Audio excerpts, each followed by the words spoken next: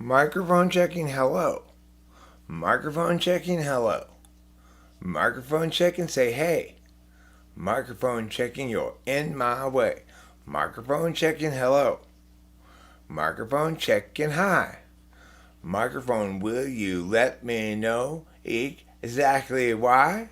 I'm microphone chick, I'm microphone check, I'm microphone chickity riggity wreck. I think that microphones are the best, 'cause they let you microphone chickity checks. When you close other tabs. Yes, so today, the title of this is Let's Just Stay Home and Cuddle. But really, the subtext, what I'm saying is, cuddle me hard and fast. I mean, like, brutally cuddle me. Just cuddle me in the most brutal fashion you can imagine. I'd like it to be featured in Punish Teens, the Cuddle Edition.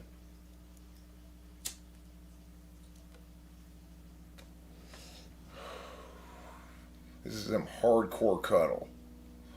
Hi, Fly Guy. I'm envisioning pornography that's just cuddling.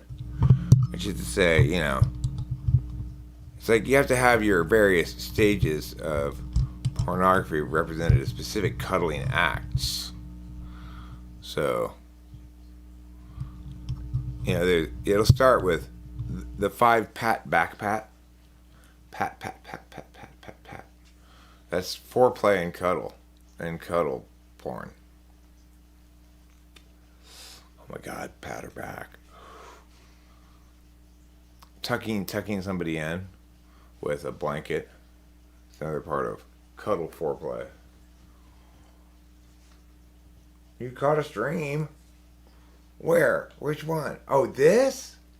This isn't a real stream. That's just Eric. That doesn't count for anything. God. Oh my gosh, this dog and this kitty are so adorable. That's why we are launching Cuddle Stream today. Because if you ain't cuddling, you just muddling what you ought to do. Because life's all about thing one and also about just thing two. A thing one is intimate tenderness. Thing two is the cuddling pit. First beat, intimate and tender, yeah. Then cuddle, yeah, you're done. Those are the most important 2 components of life. Tender intimacy moments and cuddle. If I'm not doing one of those 2 things, I'm wasting my time. Like right now, I could be cuddling something or someone. Of all the uddle words, cuddle has the fewest negative connotations. I'd rather step in a cuddle than step in a puddle. I'd rather have something cuddled than have something muddled, unless it's the bottom of an old fashioned, in which the orange, cherry, and sugar are all muddled together.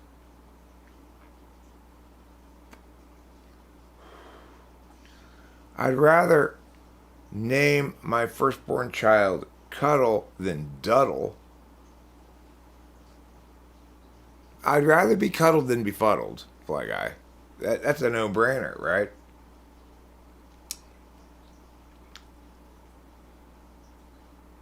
I'd also rather be cuddled than cuckolded. It doesn't really rhyme, but seems relevant. I'm not sure if you're aware of this phenomenon, but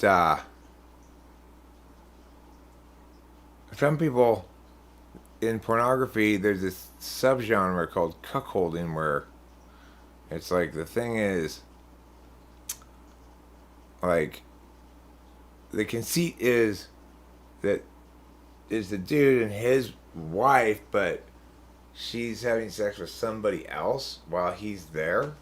It's like, why would you want that to happen? That doesn't make any sense. Subtle and cuddle do rhyme. They absolutely do rhyme. They just don't spell like they rhyme.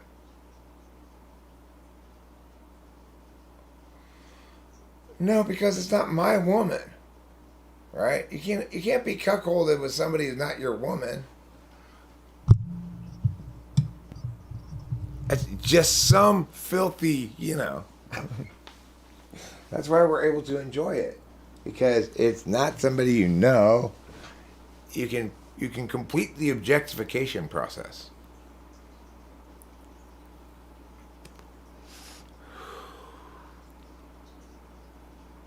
I do. I'm an explainer, Fly Guy. I can't help it. Doesn't matter whether you want an explanation or not. I've got one. I tell you what I don't have an explanation for is what happened exactly last night. So, the reason I was planning on live streaming some time ago, but I got sidetracked by a sequence of conversations with my father, who informed me that last night Rachel ran the dishwasher. So of course, he was here to critique her, performance therein. Obviously, it's not possible to run the dishwasher in my dad's kitchen without getting a post-performance analysis. But the thing that's an incredible mystery to me is, why would Rachel run the dishwasher? If she did run it last night, it was the first time she's ever run the dishwasher. We just had a conversation like 2 days ago about how ridiculous it is trying to do anything inside of my dad's part of the house, right? Rachel had gotten scolded because something she had put in the dishwasher to be washed by the dishwasher, she had failed to rinse it out enough. This is why I stopped using the dishwasher a long time ago. It's no reason for me to ever use the dishwasher, because in order for me to feel confident that I'm not going to get scolded after the fact, I have to basically completely wash the dish first. So why bother using the dishwasher? If I have no way of knowing exactly where my dad's totally arbitrary and micron thin threshold for not rinsed enough is. So, it's like, I just don't bother using the dishwasher. Rachel and I had this conversation the other night because, she got scolded for not washing a dish enough before putting it in the dishwasher. And I think she was like, I did rinse it, but I guess I didn't rinse it enough or something. And when we got back outside, we were just like, okay, Rachel, this was not me telling her this. It was just sort of like, hey, let's huddle up here. Let's just not ever use the dishwasher at all. Let's just not ever put anything in there. It's just not even worth it. We'll just wash it out here. If they pile up, I'll go in and deal with them all at once or something. So the thing is, I don't know why I'm not absolutely convinced she did run the dishwasher. My dad says that. He says that he got up in the middle of the night and he knows that the dishwasher was on and running, and if I didn't turn it on, then she turned it on. So it's like, okay, he's not telling me that he deduced that the dishwasher had been run. If he had said that, if I had been able to clarify that that's what he was doing for sure, I would be operating under the assumption that Rachel did not run the dishwasher, that it hadn't been run at all, that my dad had constructed one of his crazy anti-polar explanations for something. But what he says is that, because he does get up in the middle of the night to get a snack usually sometime, and I guess I didn't really hammer him down on the specs, because to him the specs are irrelevant, right? He doesn't want to tell me all the details I think I need to know to evaluate what to think about this. He already knows what I should think about this. That Rachel ran the dishwasher last night, and you need to talk to her about, you don't run it with just 3 or 4 things in there, and I'm not even sure if she put soap in there, blah, blah, blah. Well, when he's telling me this shit, where am I? I'm at, okay. Was the dishwasher even actually run last night? And if it was, did Rachel actually run it? And if she did, why? There's something going. There's some mystery bit here that I'm not getting, because that's not what I would expect. Okay. And then my dad tells me, you gotta keep your eyes open. I think she might be slipping. You think she might be slipping? What do you mean, Dad? Well, And I tried to get him to explain it to me, what he was talking about. It turns out he was referencing something that happened on our Thanksgiving Day, which is very clear to me what was going on, but he doesn't get it. So he probably should have kept that comment to himself, but I really can't critique him much. I really cannot critique him much, because he's been remarkably graceful and cool about something that is kind of nuts in general. The fact that I moved here and then suddenly, I put him in a very awkward situation in a couple of different contexts, and he's always been incredibly cool about it. But Rachel is not slipping, okay? But what it boiled down to was, on Thanksgiving Day, or the day after our Thanksgiving, I was in the kitchen doing turkey, but my dad was in this weird kind of like freak out mode, because basically people were in there messing with his stuff, So it's like he had designated a specific part of the counter for me to use for the turkey, right? While the turkey's still in the oven, I put down my coffee cup there and fill it up with coffee and put some creamer in it. What are you doing? That's for the turkey. I'm just making a cup of coffee, Dad. I'm not going to leave it here. Okay? So this shit's going on all day. And when the turkey's about to come out, I'm saying, okay, Rachel, let me incorporate you to help me facilitate this process. Can you please take the breadboard and put it on the dining room table? And she goes and puts it in the dining room table, and my dad rushes right up to her and says, basically, what are you doing? That doesn't go there, And so she brings it back into the kitchen, and then he says to me, why aren't you setting the table? And I said, Dad, it's precisely because I can't take any action that allows me any sort of executive decision-making power here without you rushing over and seizing control of how I'm doing it, which started the day before Thanksgiving.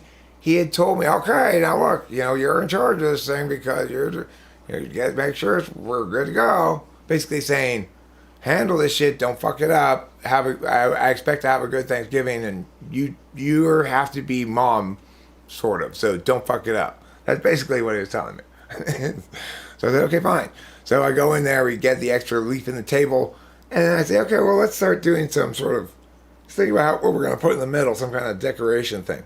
So I saw they had these couple of cool little candle display things that wouldn't take up much room. They each had like 5 circles for little skinny candles, and I realized our candles didn't quite fit in it, so I shaved down the ends of a few candles, and I got them all in there, and I got them set on the table. And what immediately happens, this is the day before anybody shows up, right? You've already heard it many times. What are you doing? Why are you putting those there? Or the alternative, son, are you planning on putting anything underneath those?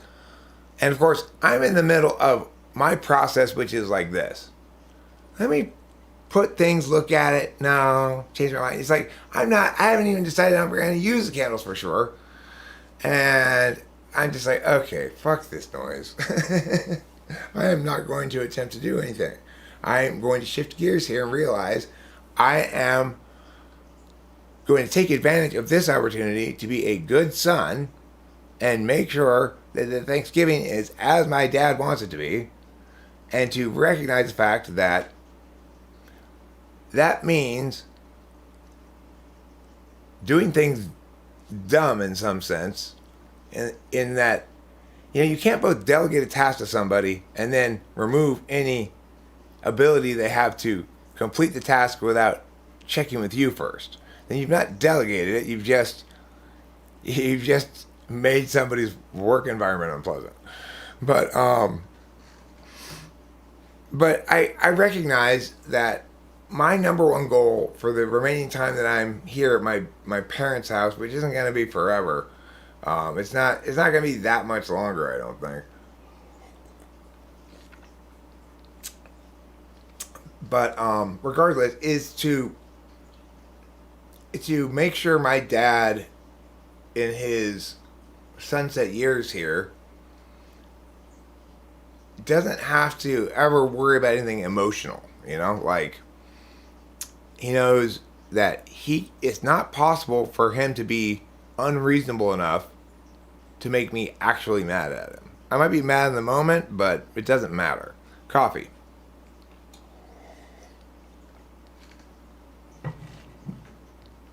He's been, my entire life, both of my parents were absolutely amazing. It's like, these two sensors raising this intuitive.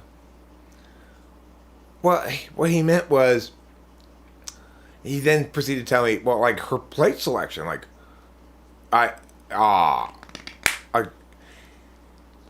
in his mind, it was very clear that we were supposed to use the clear plastic plates. Okay? In my mind, we're going to get out the regular plates, because that's how we used to do it before Mom went into the nursing home. We'd have regular plates on these things. And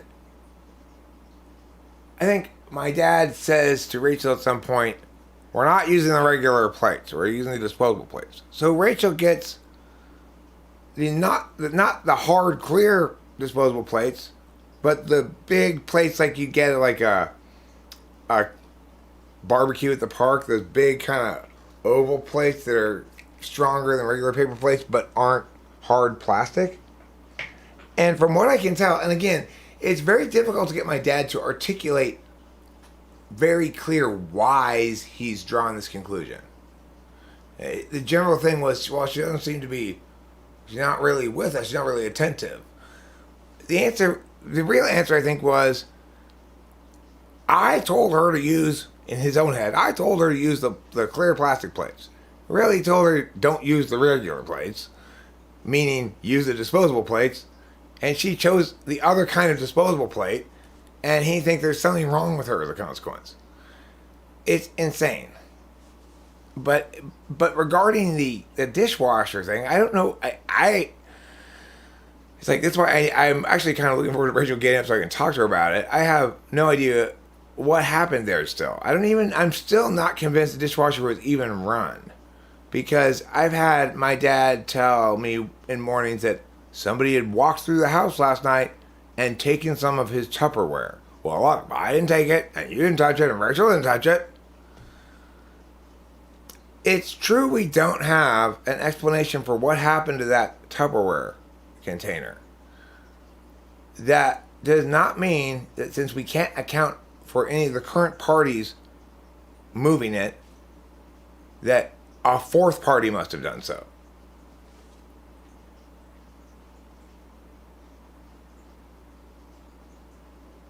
He's a saint, okay? Make no mistake about it. I may kind of make fun of my dad sometimes. He's not perfect. He's an type 8 person. He's an ESTJ. He's intimidating, But the man is a fucking saint. So it's like, don't misconstrue anything I'm saying as a critique of my dad. He's revealing his polar. He doesn't understand the weight. I know, I appreciate that, piss officer. I'm dovetailing off of your thing, not contradicting it. And I appreciate you saying that. He's just unipolar, and he doesn't know. He's not going through shit with my mom right now. That's so not true. That's why we put her in the nursing home. And the weird thing is, an ESTJ is especially susceptible to slow boil. So when you're antipolar, your wife can go from, a vibrant, intelligent woman to a very scared kind of old ladyish thing. If it takes over the course of a couple of years, and you're an ESTJ, no changes occurred.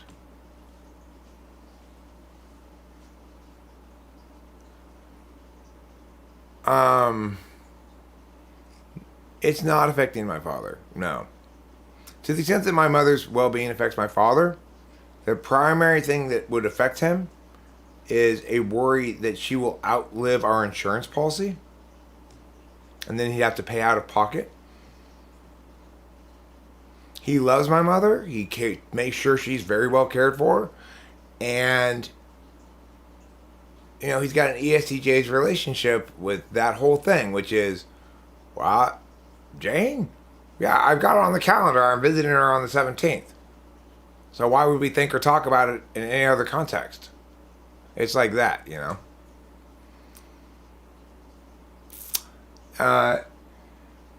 He sent me an email. I guess wants me and Rachel to go. There's that debacle of a Thanksgiving thing they had at the nursing home where the food took forever. I was starving and getting more fussy.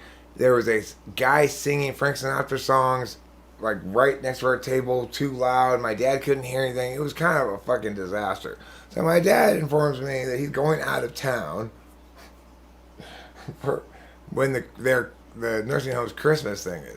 The Christmas thing is it's cocktails and cookies. But the problem is I don't drink alcohol, and I don't really like to go to alcohol activities, and it doesn't. But Rachel and I will go not because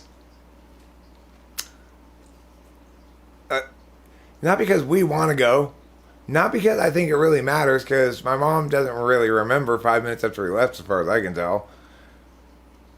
My dad doesn't want to go, but he wants someone to have gone.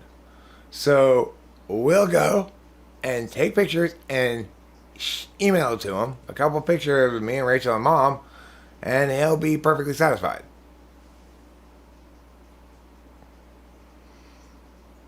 That's possible, Fly Guy. He may be projecting his own fears about himself slipping. He is not slipping. Well, because the last one of these things we went to, which was just a few weeks ago, went disastrously bad. And with his SI tool, he thinks those things are awful. I go to those things, they're awful. There's a guy standing next to your table singing Frank Sinatra in your ear. The food takes forever. Eric's in a bad mood.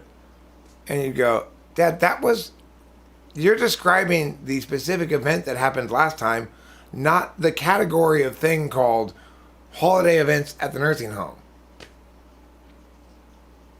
Well, what he means is that her mental health is going unstable again. Because he was able to observe that when she was here at first, she was kind of a little bit up and down mental health wise. And then he was right here during the Christmas psychotic break in which she squirted his garage with a hose, including inside of his car, and broke the garage door opener and was just fucking batshit insane. He was here when she came back here again after a few months of being in New York, and was here seeing us wrestle with something that was a problem needing regular attention and maintenance, namely, how sane is Rachel today? What can we do to make her be? This is me, so, but no. Then we hired our psychiatrist. She got her on the right drugs, and it was like a light switch, night and day. And so it's an NI thing again. NI polar doesn't understand that the reason the state of affairs was the way it was before was because a necessary and sufficient condition hadn't been met yet. Once the necessary and sufficient condition had been met, the preconditions for the variability he saw as implicit to Rachel were no longer determinate. And so, but that's if you're antipolar, you don't handle framing things like that very well.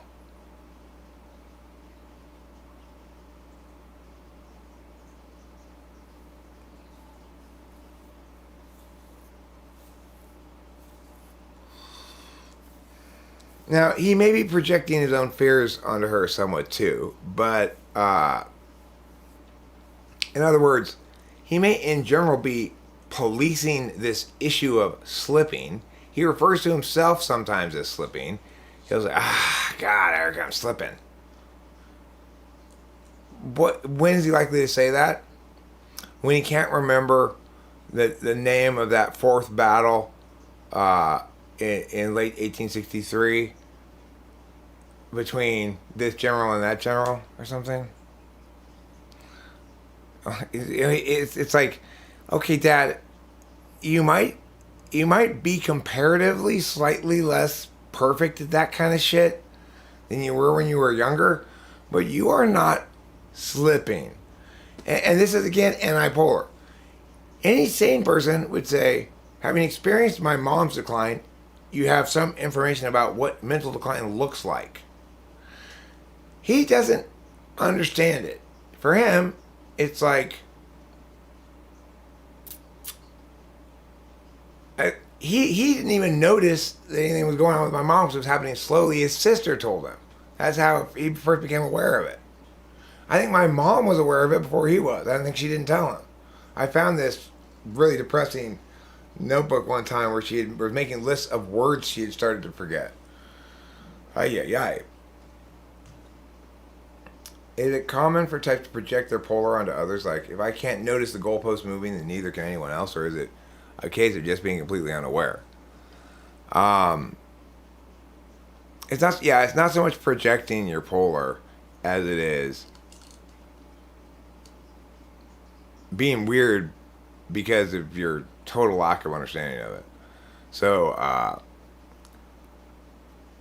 I was like, it was not maybe just a month ago or something, or maybe even less than that I had this epiphany moment. I think I was talking to somebody else and they said it to me that's what it is. And I was like, oh, you're right about this. So it's not like I came up with it, but it was basically that FI is avoiding regret. I was like, oh, that makes sense. That makes sense. Because I had understood FI, I tried to understand it before, and I had gotten this idea of harm prevention. But harm prevention, I was only understanding in a real-time capacity. Like, I know harm prevention. It's like when instead of just marching up this hill of rocks, you pause and go, I'm not sure Rachel's going to be able to make this. Let me help you up. Let me give you my arm so you don't fall down. That's why I was thinking of harm prevention, you know? I tell you what's hogwash? The washing of hogs. I'm done with it.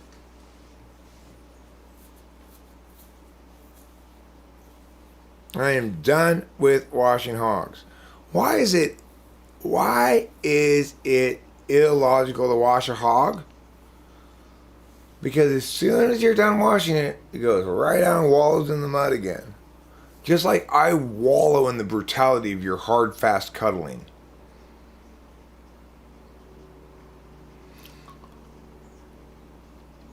I worship the scent gland of your brutally hard and fast cuddling.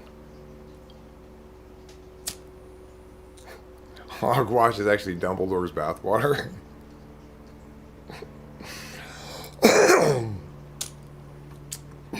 Yeah, it's just what they call the bathrooms at Hogwarts.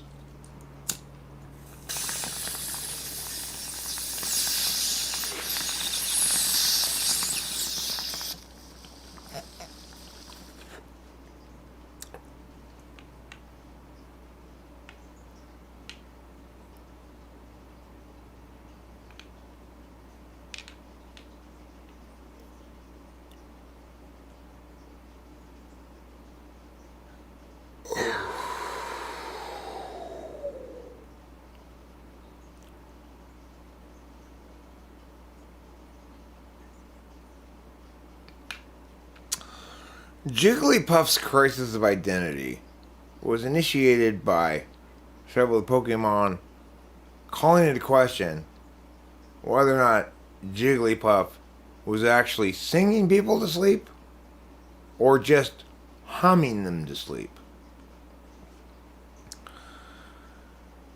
When he first started talking to his friends about it, they were like, it doesn't seem like that big of a deal, Jigglypuff. Why is this causing you so much distress?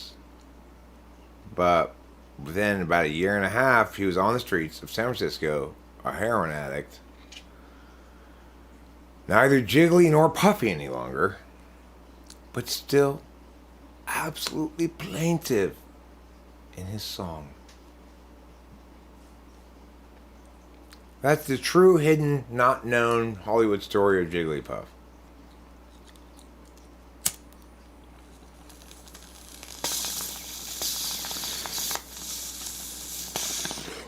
I'll bring the jiggles if you bring the puff. I've got jiggles plenty enough to jiggle for me and to jiggle for you. So you bring some puffery for us too. And then we'll have jiggles and we'll have puffs and put them together. You get Jigglypuff. And if you don't think that that's super tough, then you've not ever had enough Jigglypuff. That's Jigglypuff's cheer back in cheerleading camp that they came up with for Jigglypuff. I came up with a great cheer. Hi, Club ENTP. Would you like to know my cheer? It's during my brief moment of aspiration towards becoming the captain of the cheerleading team, I came up with this cheer. Double L A B T double O F.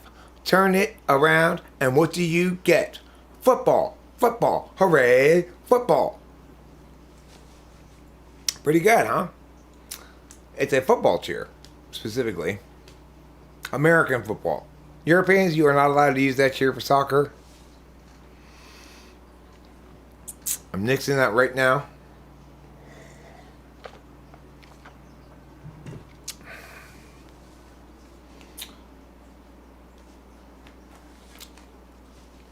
So that's my contribution to the cheer world. I mean that's the one I'm credited for. I'm the guy who came up with the let's go meow meow. Let's go meow meow. But somebody else pretended they came up with it and stole credit for it from me. I also came up with that cheer, ride the pony. Ride the pony. Ride the pony. It's the most inappropriately suggestive of the commonly done high school cheers. Cause I'm gonna be frank. I think that based on the gyrations of their hips, the motion of their hands and such, they're not imagining riding a pony so much as a dick. Why be Frank when you can be Eric? Well, being Eric's got its pros and cons, you know. One of the good parts of it is, you know, you get to live here and have a cool dad. One of the bad parts of it is you have to be Eric, which is, it's kind of icky. It's kind of like that moment the other day when I was at the pharmacy and I was like, ooh, look at that drug bag on the ground. You know, little plastic bag that kind of contains white drugs. Ooh, let me see if there's anything left in it. And I picked it up, and then what? Ew, it was wet. Well, I'm talking about the famous cheer, Ride the Pony. My second wife was a cheerleading coach. Candace was, okay? So she had a high school cheerleading team. And when they did their performances at football games and stuff, I didn't have to go, but I kind of had to go. You know, it was like, I could get out of some of them, but if I did, I'd get yelled at by Candace. If I got out of too many of them, she expected me to go with her. And I I remember after one of the football games, they had done this cheer, and I was walking back to the car. I was like, "What the fuck was that, dude? What? Ride the pony?" And the thing is, they get in a circle around this one girl in the middle who's like, "I'm like, is that really appropriate?" I guess it's a commonly done cheer. She's like, "I didn't make it up. Everybody does that. Everybody does ride the pony." Okay, whatever. I don't care. I'm not really watching the cheerleaders, even though I'm supposed to be there with the cheerleading coach and sort of caring about what her kids are doing. I'm watching the football game, of course. I'm not. I don't care what her cheerleaders are doing. I've never found that the cheerleaders have ever once really lived up to their name. They're more like, they should be called like over there cheerers. They've never led me in any cheers that I can recall. They've not even cheersed me with their glasses as far as I can recall. Can't we all just take a collective bong rip? Thank you, Club ENTP. Let's not get frantic here. Let's not start rioting in the streets just because we can't see eye to eye on whether you should cuddle me with brutal hardness or just regular hardness.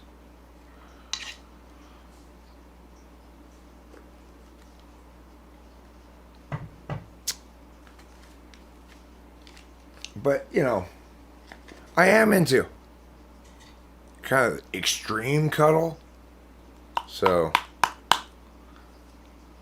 my videos of extreme cuddle tend to include the word brutally in the title. Eric brutally face cuddled.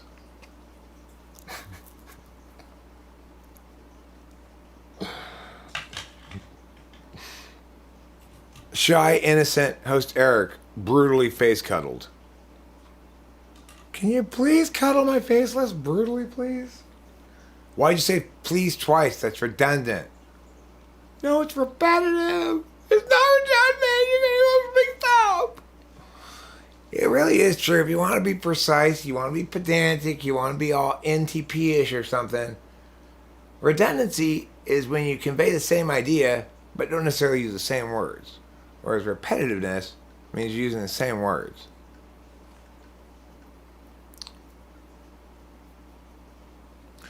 Her name is Rio and she's lying on the sand. She's going to ride a burro near the Rio Grande. Her name is Rio, like the city in Brazil. And if you check the riverbed, she's lying still.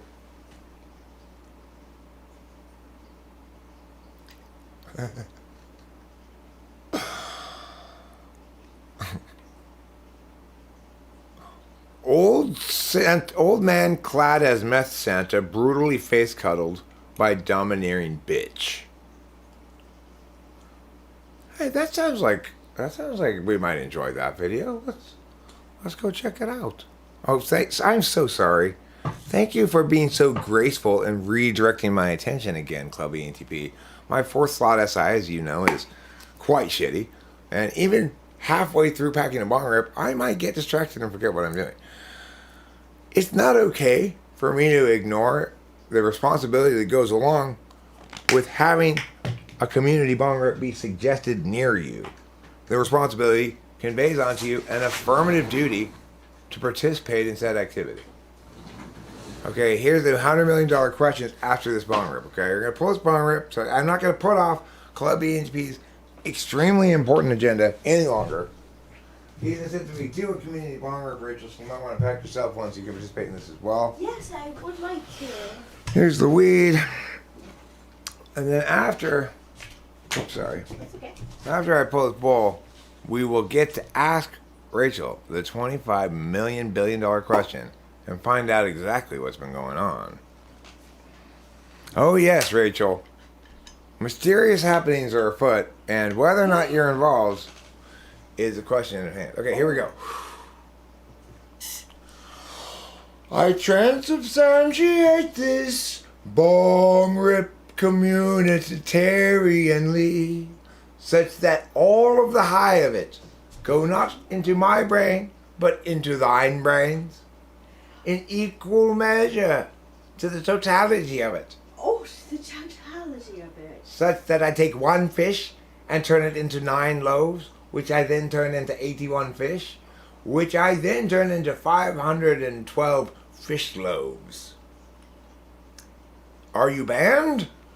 For what? I hereby transubstantiate thee?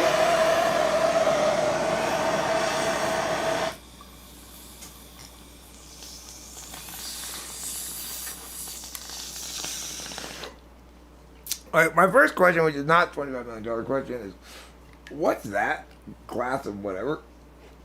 Oh, it's just soda. Why did you get a glass? Because they put ice in it. Ah, makes sense. Yeah. Okay, now here's the $25 billion question.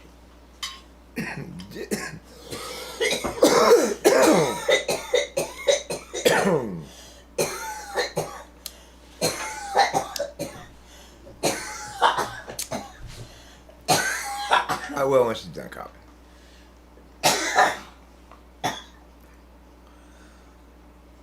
Did you run the dishwasher last night? No. You did not run it. Okay, that's what I figured. See, it's like Enough stuff. my dad convinced me that this is the thing. I couldn't quite pin him down on exactly what his justifications were. So, my dad claimed that you ran the dishwasher last night. Okay, or he came out basically to scold somebody for having run the dishwasher with just a few things in there. Yeah, no. Do you ever run it? Have you? I only run it when there's a bunch of stuff in it. So you have run it before, Yes. and when you run it, you put soap in it. Yes. Okay. Now, this is at least as no. That you're just pulling a David Strauss here, okay? You're pulling your own David Strauss by thinking that my dad's personality type is indicative of him slipping. He's not slipping. He's always done this shit. He's always done this stupid ass shit. Where if he doesn't have an explanation for some phenomenon, he attributes it to some agent that he knows. This expressed, I remember, dramatically when I was 14 years old or something. Before I had ever smoked a cigarette, my dad had found at the back of the driveway one of these things. One of these little plastics from cigarettes. And he was absolutely certain that I had started smoking, that I was responsible for that I had put that there. And his reasoning was, look, Eric, I didn't do it. Your mother didn't do it. And neither did I. This is not him slipping. This is him being him. So, it's unipolar, you know? But again, I don't want to allow anything I'm saying here to be misconstrued as anything but affectionate amusement with my dad. He is above reproach. He deserves no critique from me or anybody. The man's a saint. No, I didn't lose NI and gain TE. I always had the bad breath, so it happened to me when you do nothing but smoke cigarettes and drink coffee. Your breath kind of smells like the bottom of a bus station or something. That is exact reasoning for ESTJ.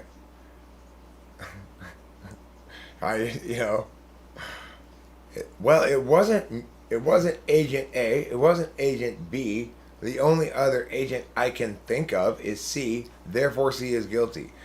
it's basically continually committing what's called the damning the alternatives fallacy. Did my dad ask you about the dishwasher yet? No. Oh, you haven't seen it this morning? Okay. No. That's the oddest thing. Because, like, I put stuff in there, too, but there... I think I put in, like, one coffee mug. I didn't run it.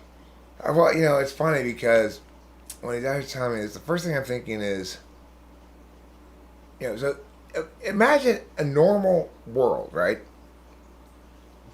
In a normal world, if somebody comes to you and says, "Hey,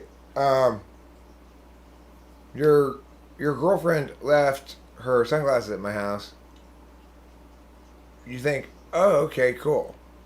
I'll tell her to go pick them up, or you can give them to me, or whatever." In an ESTJ world, some sunglasses appeared that the ESTJ can't account for.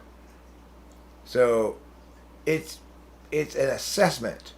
He's really trying to find out if Rachel or anybody, I guess, he doesn't know, but he's gonna go ahead and just this how it is. I know what happened here. I know what happened.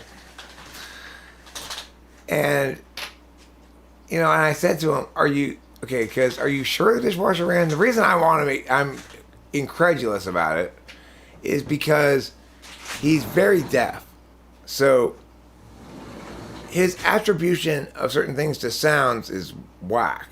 He probably did hear the water going on, like the sprinklers. He probably thought he wasn't hearing the sprinklers for some particularist reason, like, "Oh, I know what the sprinklers sound like if they're over there," and concluded that it couldn't have been the washing machine, so it must have been the dishwasher or something like that. It's probably the same kind of reasoning, but towards objects. And then, of course, after he does that, he feels guilty because it's like I'm put in a difficult position because I am skeptical the dishwasher was run at all when he comes out and tells me this. And although I do agree that if it had been run, it had been run by Rachel, because I definitely didn't run it and he definitely didn't run it. But so in other words, I'm put in a situation where my dad is asserting as definitive fact, as though he had witnessed her pushing the buttons practically, that Rachel ran the dishwasher. And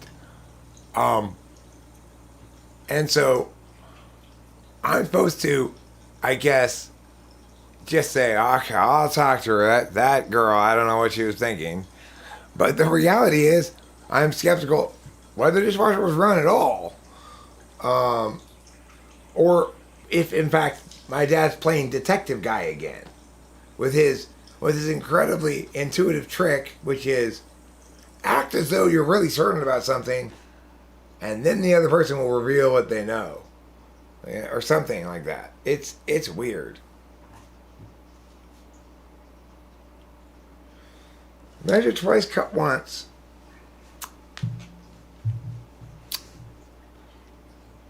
It's good advice. Good advice. Cut away from yourself. Good advice.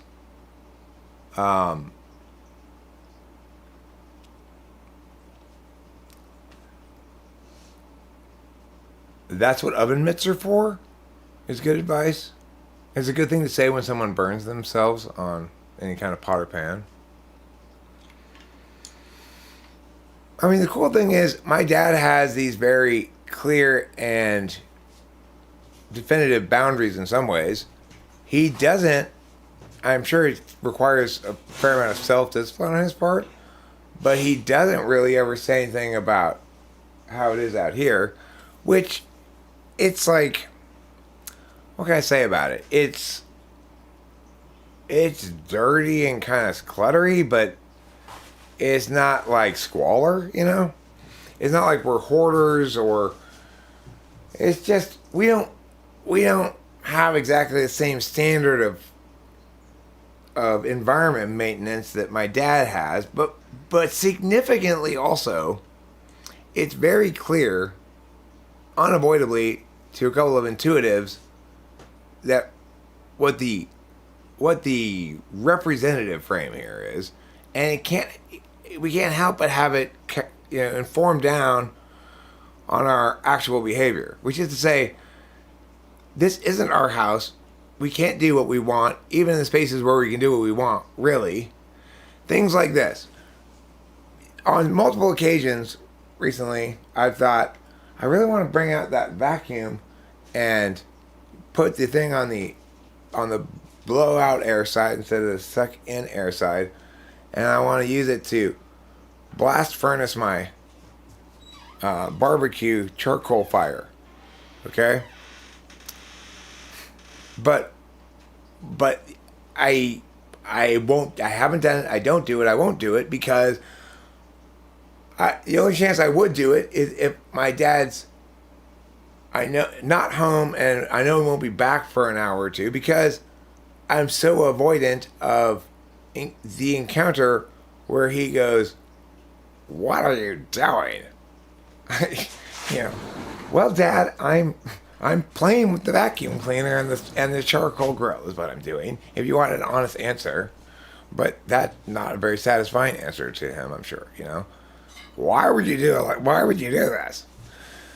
Because I wanted to play with the vacuum, and I'm also making a fire in the barbecue right now, so that's why. And because I just felt like it, I want to see what it would do. And I know it's gonna blow ash all over the place, but then I figure maybe I'll put it on the other side and vacuum up the ash or something. I don't know. I hadn't thought far ahead. God, never mind. I don't even want to play it anymore. That's life. That's life right now for me in general. Except when my dad is out of town, in which case Rachel and I sort of both breathe a big audible sigh. And the thing is, again, when I'm saying this, I want to be absolutely clear. My dad is doing nothing wrong. It's just that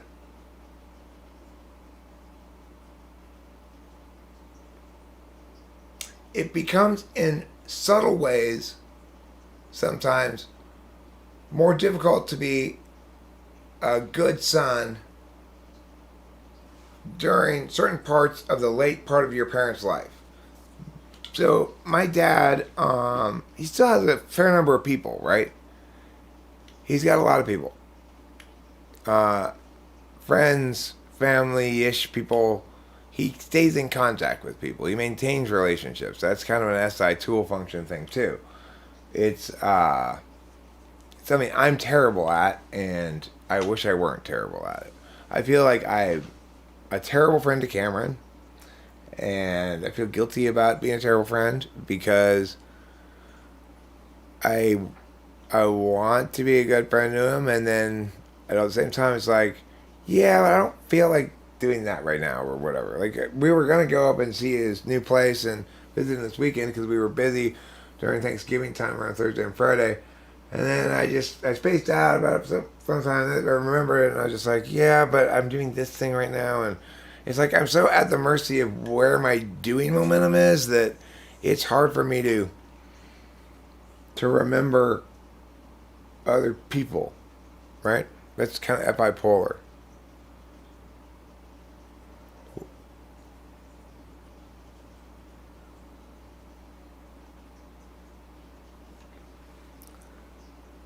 It's okay to hate the player, but do not hate the game, because the game's really fun, whereas players are often assholes.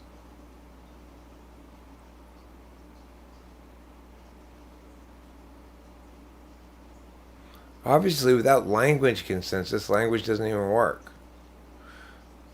I mean, that's not true. It doesn't work how you want it to work. It still works.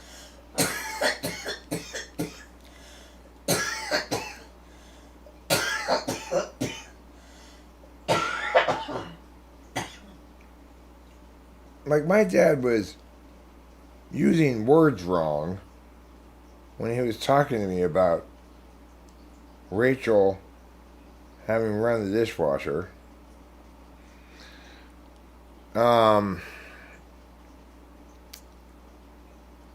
Because he was using them instrumentally to try to assess, really, whether Rachel had run the dishwasher, presumably on the grounds that if he simply asked us directly, we might lie about it. I mean, I don't know what the reasoning here is, but he's done that. He's always done this thing where if he's gonna say something that is very speculative, he positions that's it. I got it. Yep, that's it. That's surely the thing.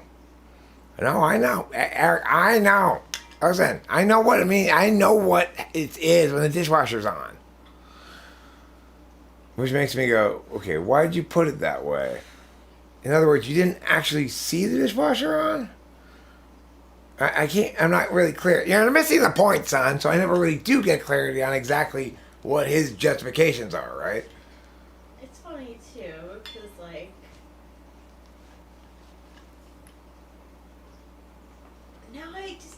now I don't want to use the dishwasher. Like, I'm like, yes, we get permission to use the... No, he came out shortly thereafter and reminded me that it's totally fine for us to use the kitchen. This is the other anti-polar thing, right? It goes like this. Totally fine for you guys to use the kitchen. Please come in and use the kitchen. And you go, oh, okay. Don't use that pan like that. Okay. And then next, you go back outside and you're doing something outside, like making food at the barbecue or something. Why don't you just come in and use the kitchen? Okay. And you go, are you just reaching into the knife drawer like that? Okay. This is silly. Let's not use the kitchen. Yeah.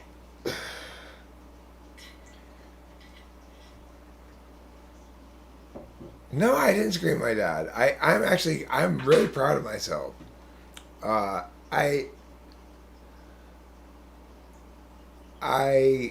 FI is,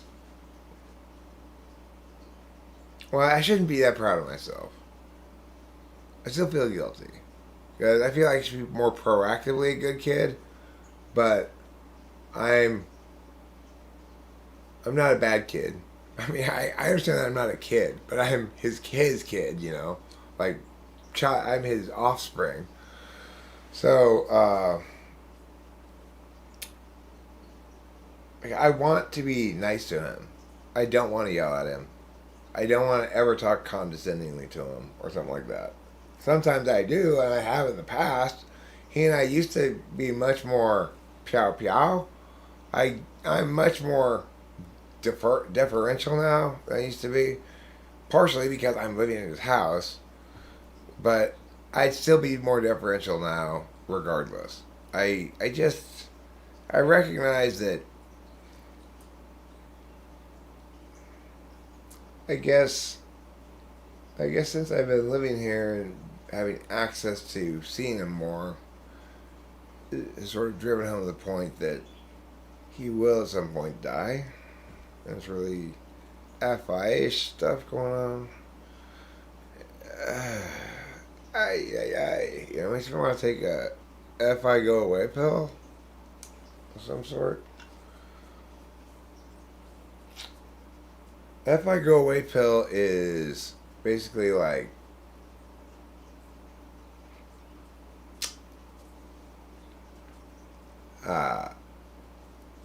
Adderall cocaine shooters. FI go away. You know Calgon. Calgon does that except in shampoo form. If you are a lady who's had a hectic day, okay? And why have you had such a hectic day? Because you've got a family with 2 school-age children. You've got your husband, and, you know, he's great, but he's kind of oblivious, you know how he is, when it comes to practical household matters. And you've just come home from selling real estate, and you set your purse down on that dining room table, unbuckled that bra strap, and he said, "Kids, honey, it's Calgon time." You go into that bathroom, and you start filling up that tub, and you put in that Calgon, and you smell that amazing Calgon smell. Fill the bathroom air with its fragrance. And when you finally step into that bath, until you step into that bath, you can still hear through the door children are screaming, husband is saying, honey! As soon as you step into that bath, the sounds of the world just drift away, are replaced by harps, and you say, Calgon, take me away. If you remember the old Calgon commercials, that was basically the plot line of all the Calgon commercials. It's a different woman, maybe slightly different profession, maybe slightly different kind of husband, like, they were all sort of goofy doofus husband. Honey, do you know where I left my tie? Well, the woman's already done. She's already gotten it. While he's been struggling with figuring out where his tie is, she's already dropped the kids off at school, done her important professional job, helped a friend on the way home. She plants some magnolias in their garden, and it's Calgon time.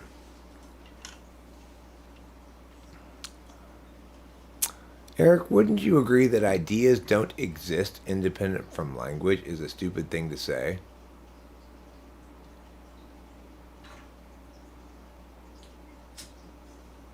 Nah, not really. I think it's an okay thing to say.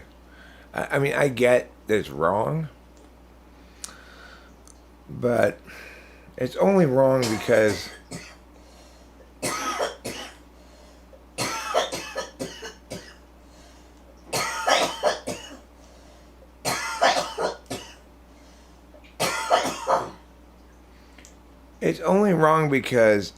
we can easily see how ideas can exist independent of language once the ecosystem of language exists, but it wouldn't necessarily be wrong to say that non-language based ideas, at least potentially, have language as a precondition.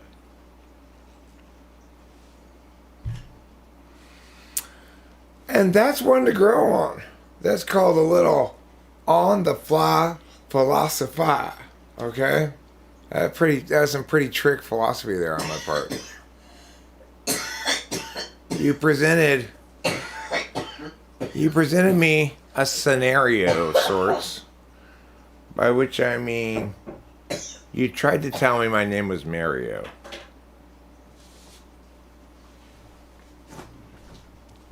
Well,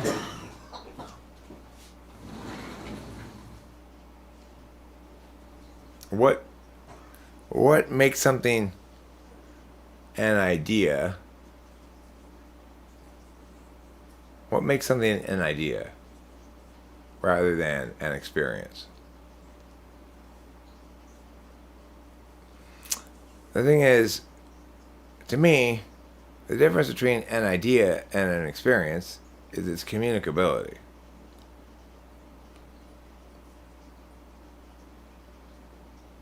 And as soon as even non-language based ideas are communicated, they're functioning as symbolic languages.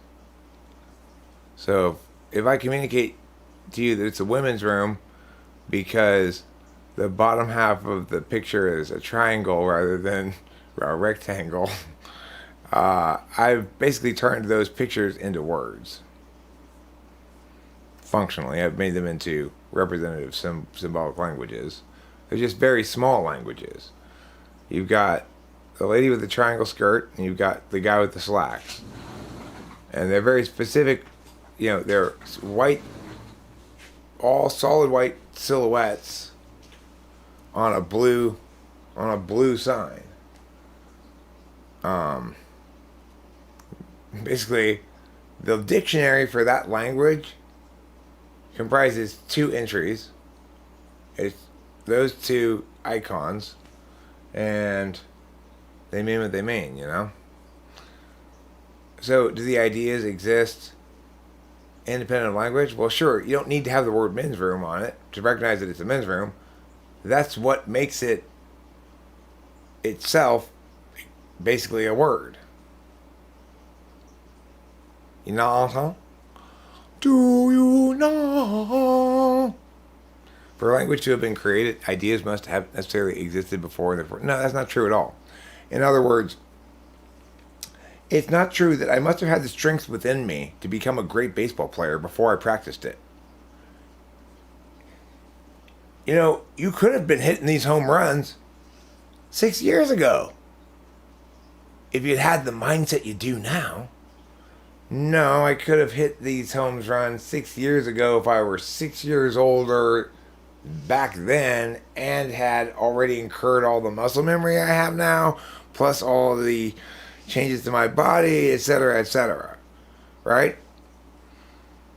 So we recognize that basically ideation is an emergent phenomenon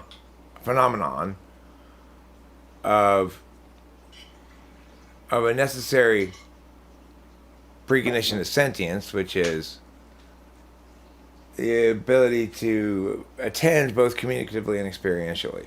The key distinction between whether something is an experience or an idea is, in fact, this quality of representation ability or something, and turning something into a symbol, right? So, once you've symbolically represented something, it's no longer an experience, it's an idea. But it's also then correctly categorized under the broad subset of language. I kissed a girl and I liked it. I'm meow, meow, meow, excited. I kissed a girl and I liked it. Oh yeah, I kissed a girl and I liked it. Meow, meow, meow, meow, meow, meow, meow, meow. Beautiful rendition. Thanks.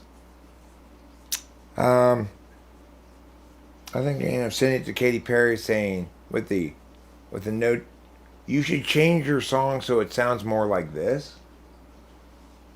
People love being told what they should do in that fashion. One of the best ways to make friends with an artist is to go right up to them and tell them what they're doing wrong and how they should do things differently. People absolutely love that. That's how those two teddy bears there met. He went up to her and said, you're doing it wrong. An idea is any mental phenomenon that isn't physically experienced. Okay, well, a mental phenomenon that isn't physically experienced. So, is the humor I'm experiencing, is finding that funny an idea or an experience? Is it only an experience if I actually laugh and therefore physically manifest it? Is it merely an idea until then that I found it funny? It's interesting.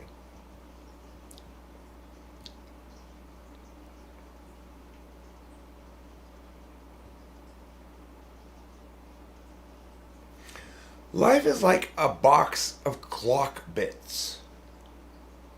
No matter how many clock bits you have in a drawer, you're unlikely to be able to make a functioning clock. Think about it, because why? Because why are the clock bits in the drawer in the first place? Obviously, they came from either broken clocks or were the parts of the clock that had broken and were foolishly kept and put in a drawer. Regardless, those clock bits can't be trusted. And even if they could be trusted, you have to rely on luck to make it such that from a set of a variety of different broken clocks and assorted clock bits, that you'd find the correct exact pieces that all fit together to make one clock. So if one clock that's broken was a digital clock, that's not going to do you any good. You're not going to be able to make a working regular clock out of pieces from a broken digital clock. If you can, I'm very impressed. I am really impressed. I'm going to start the laundry for God's Monday. Okay. I think that's it. I think it's a great idea. I think you should. And basically, what I tried to tell my dad, and what he was trying to tell me is, he didn't say this, but this is what I interpreted was, I know I'm like this, but please try to still make use of the resources because it's important to me that they be useful to you guys and I be able to take care of you in some fashion. And it pleases me to see you guys use the kitchen and be comfortable in here. Okay. But also, I'm not going to stop freaking out if you've moved one feather and just be okay with those contradictions and just somehow don't reconcile that and just keep using the kitchen. So that's basically the message as far as I can tell. Okay. Well, it's Monday, so he's used to me doing laundry on Monday, so I tried to Okay. do that. So if he doesn't ask either you or me about whether or not you use the dishwasher, let's not bring it up. Okay. If he does ask, obviously we just tell him the truth and everything, but because I'm having a glimmer of a visionary foresight as to how that might end up playing out. And it's going to play out, I'm protecting him from what I think his thought process would ultimately end up being. And I don't want him to feel bad about himself. Right. Right. That's good. That's the best way to play it. Cool. Thank you. I love you. I love you too.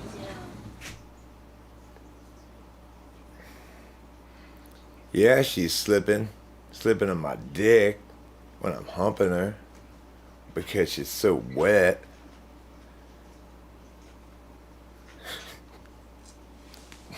Is that tough? Did I sound tough? Did I sound provocative in an alluring way or in just kind of a weird, gross way?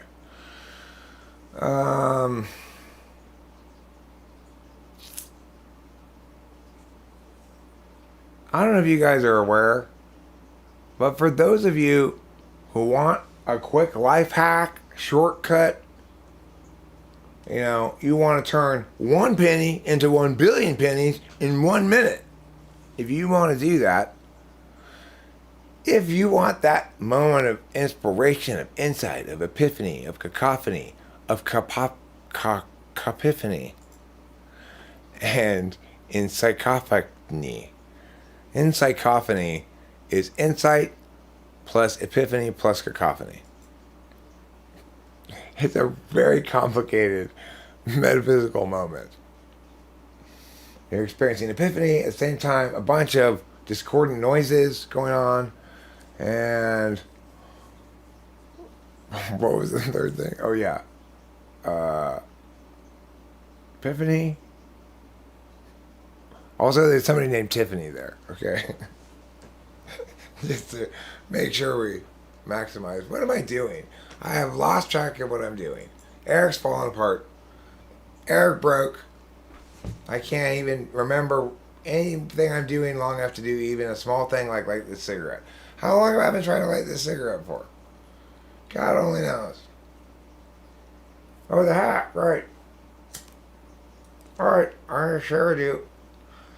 I've not really shared it before at all. I've not really talked about it much. A little bit talked about it on a couple live streams, but I certainly haven't promoted it at all. But I don't want to deny you guys the incredibly efficient life hacks that I have available for you today. So I'm gonna YouTube search for this channel. YouTube search, tell me. Oops. No, go back. Yes, this. Pow. Okay. Now what I'm going to do is this. I'm going to do something pretty important. I don't know if any of you are really important enough to have this done to you, because it's a reciprocal kind of importance.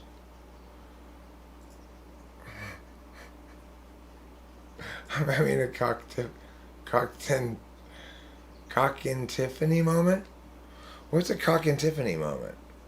Is it a cacophony with an intense feeling of Tiffanyation of yourself? But what I'm going to do more importantly, more preciously, more belovedly, is I'm going to play it for you right now, live, on your very screen, so you don't have to click that link. You just ignore that link. Well, why did I put it up there then? Just shh. Shut up. I'm going to help. Just wait. Just wait. Hold on a second. Wait. No, stop. Wait. Yes. No, no, yes. Okay, here we go. I'm getting there. See? I'm making progress. You doubted me. I said I could do it, and none of you believed in me. Now look at where I am. Now I've successfully brought it up on screen, and oh no, I've disappeared. Where am I? Oh no, where did my face go? Don't worry, everybody. It's right here. Okay, now though, here we go.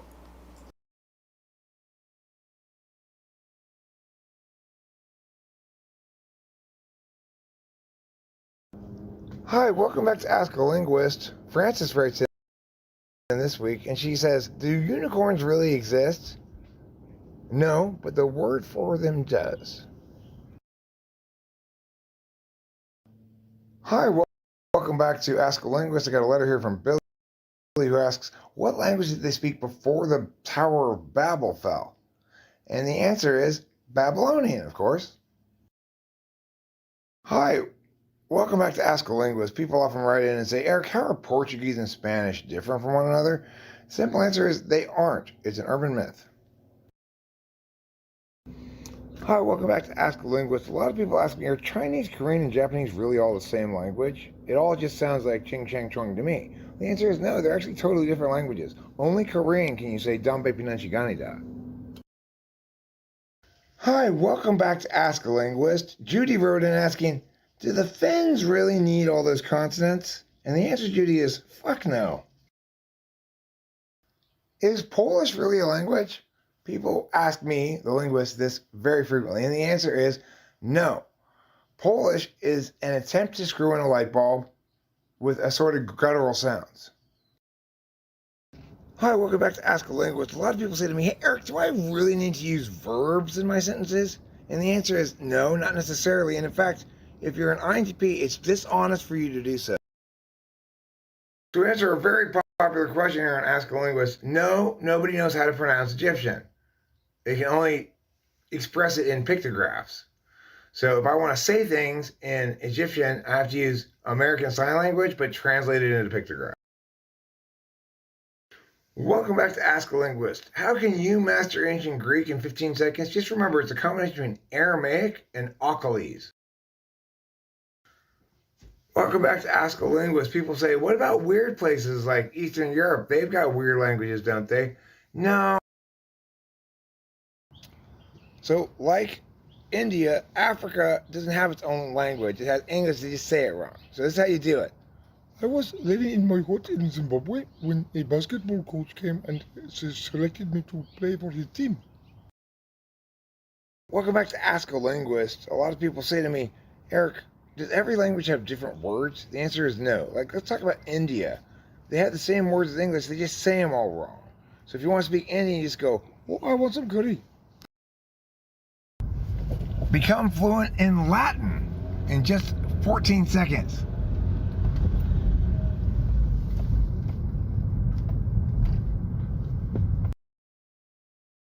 All right, quick French lesson. Voulez-vous? Do you want? Quelle heure-t-il? What time is it? Fromage is cheese. And, it's fuck off. So many viewers write in and say, hey, Mr. Linguist, tell us more. Okay, well, today we're going to demonstrate Swedish for the non-Swedish speaking individual. It's mostly yergy-pergy. Yergy-pergy-pergy-yergy. Naturally, many people ask me, what's the difference between Mexican and Spanish? Short answer, vosotros. Longer answer, you have to lisp if you live in Spain. Lessons in Canadian English.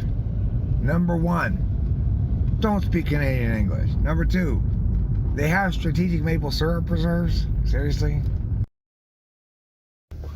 Australian is very similar to regular English, except they talk mostly about wallabies, sharks, and kangaroos. German's a little bit more challenging than some of these other languages. It's got more words. When in doubt, just arken, schlocken, flockendocken is fine, but you should know at least how to say Das ist verboten. Okay, now it's time for Russian class. Again, a simple language, very few words to it. You just need to learn the following. Здравствуй, Владимир. That's it. Japanese is one of the easiest languages. You can attain instant fluency. All you need to know is this. Yada yada and wakata. That's it. And now it's time for Chinese class. Repeat after me. Ni hao. Wadani. Dui bu dui dui ah. Spanish homework. Repete. Hay demasiado chupacabras en este pueblo. Hay demasiado chupacabras en este pueblo. Please practice this sentence until perfect. Craft crunchy country croutons carefully or create crusty contamination countywide. It's important words to remember. Rocket ships are rad, but you really know your styling when they come with a scantily clad ray gun girl. In our efforts to constantly save lives, Rachel and I are here tonight to promote the use of crosswalks. Remember, friends, when it's your turn to cross a busy street, be patient. Use the crosswalk. When you see a really smartly dressed lady with bright red lipstick, go up to her and say, "Hey, your lips are as red as the engorged crotch of a lady baboon during estrus." Guaranteed panty dropper. Gimme, gimme, gimme, gimme, gimme what I want. Roll, keep playing this again and again and again to the top, and it'll go around again and play again and again and again and again and again. So stop smelling my baby, she's mine to smell.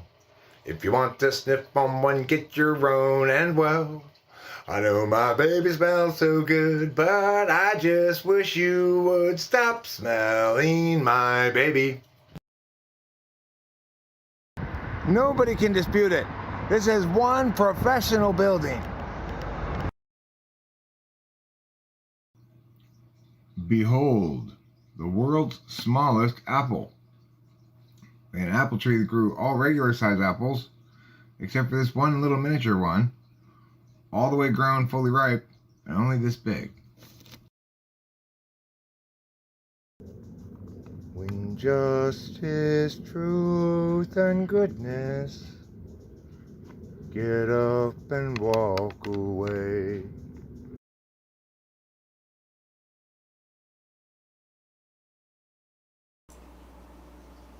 Well, that seems like a good ending point. Yes. So yeah, I ended that part of this stream where I was showing that thing. Cool. That is a good ending point. Now we're on to the new part of the stream called Chapter 6. We're back. Oh yeah, we're back and better than ever. That's so exciting. Let's go, Brandon.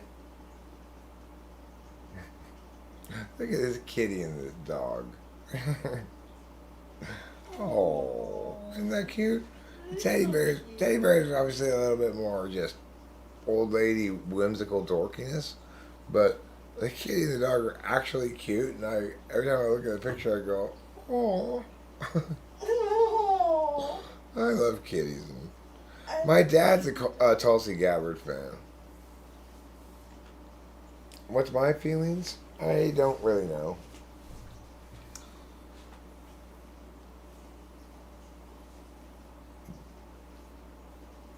So yeah, I have a shorts channel. It's funny if you look at the, as I was looking now at the views there, one of those finally popped onto the feed, but I'm making more shorts because, like, well, I'll show you right now. What are you going to show us, Eric? I'm going to show you why I'm like, maybe I should make more shorts, because of something known as statistical stats. Statistical stats are the kind of stats that have statistics in them. Anywho, what you'll see here in a moment, if you look with your looking eyes, you will see the following. And the following is the thing you're about to see. There. Okay, let's take a look-see-poo, as they say. Let's take a little look-see-poo.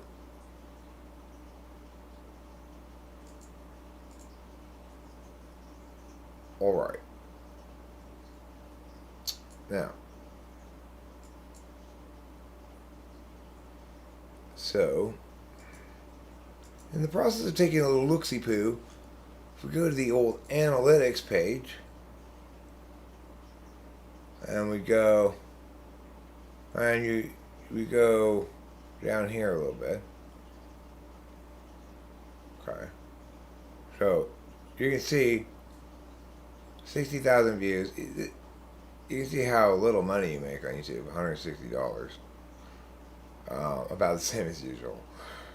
But the revelatory bit here is this part. Pew. Stop smelling my baby. Alright, so these are the top videos recently. What is this? No, this isn't what I want to see. I'm on the wrong thing. Hold on a second. Hold on there, you. I'm at the wrong thing. It's because you won't stop smelling my baby, that's why.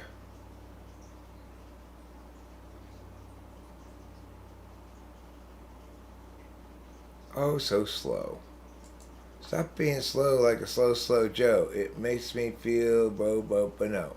Why are you calling me a pervert, Bruno? Is it because you're a big jerk and a huno? I guess so. You guys always up when I'm asleep. Why would you call me a pervert of all things? It's like, I mean, I'm definitely not subject to that critique. Except to the extent that every man in the world is.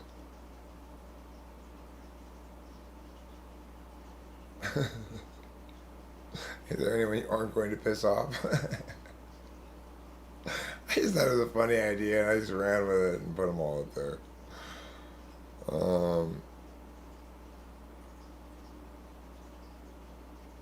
You know who I really pissed off? Club Beans B.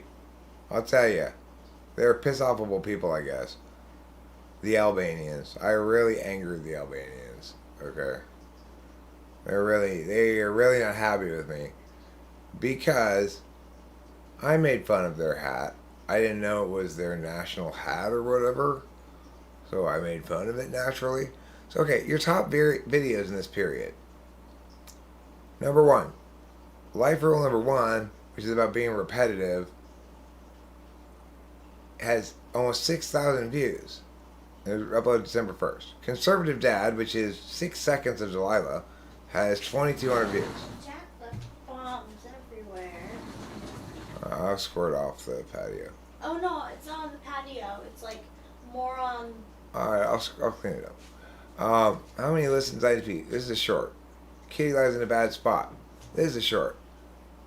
This was a short before they put in the 15-second limit. This is a short before they put in the 15-second limit. This is a short. And then all the way back to August 26th. This is a short. The first eight videos of my top videos in this period are shorts. Number 9 isn't a short, but it's only 51 seconds long. And number 10 isn't a short. It's a comparative behemoth at a whopping 3:46, 3 minutes 46 seconds. The thing is, if you get your short on the short speed, then it'll blow up for a second. Maybe not for very long. Maybe for an hour. Maybe for 2 hours. This repetition one that I made in the drive-thru of the pharmacy, it's stayed on the short speed. It's continued to get short speed action for longer than any of my previous shorts. And you can see, to get on the short speed, you really need to have an average percentage view of over 100%. But what's interesting is that brain teaser TI test is 24 seconds long. That's not a short. That's just short, but it's not a short. And you'll see that even though it's got an average percentage view of 200%, it still doesn't beat the shorts that have less percentage views. So I don't quite know what to make of all of this stat stuff. That's why eventually, when you start digging around the stats in YouTube, you go, oh, in other words, all I know is that I don't know. All I know is that I don't know nothing. Can I take an Adderall? Sure. I mean, I don't know. Can you? People love it when you say that to them. Yeah, people do love. They love that so much. Oh yeah, it's their favorite. Say, oh, you asked me where they are? Yes. I think they're behind the flashlight. Yes. They. Does it not show that window? It just won't show it, or what? It must be a YouTube thing where they don't let you show your own stats. Is that what's going on? I don't know. Were you ever able to see the back end?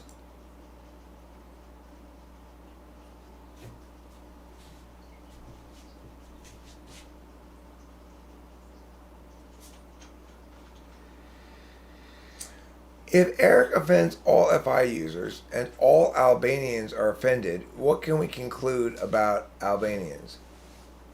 Nothing, actually.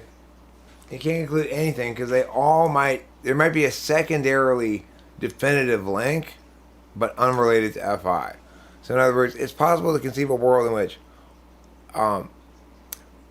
Eric offends all FI users, but there's another class of people called Boxonauts, and they're all constantly in a state of being offended about nothing. So they would be offended concurrently with the people I offend, but there wouldn't be any relevant link. See what I'm saying? That's why I insist that I need you to brutally cuddle me as hard and fast as you can.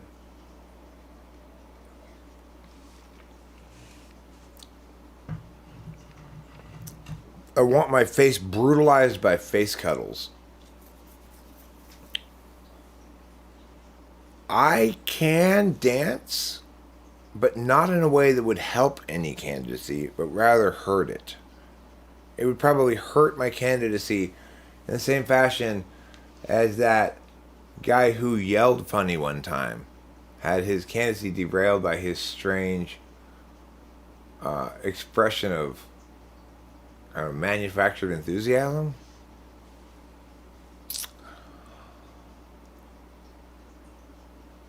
A very strange expression of manufactured enthusiasm.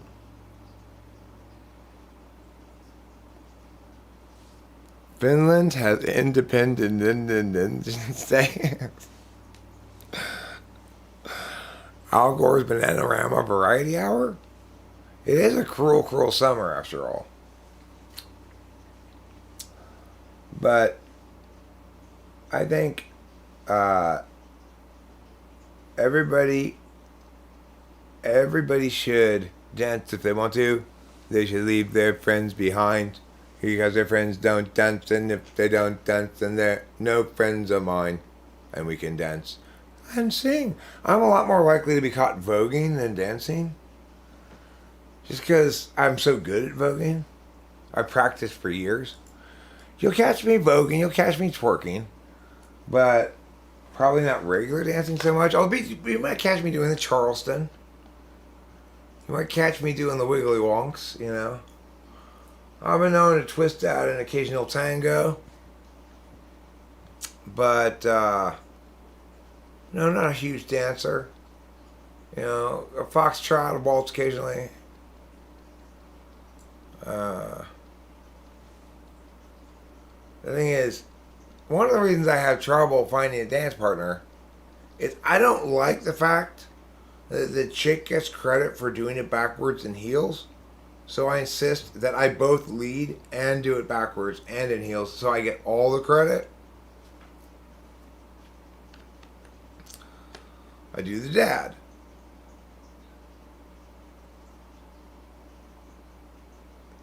New Groove, you make an interesting point. New Groove establishes that if I want to be his lover, I got to get with his friends. Fascinating story. The original lyrics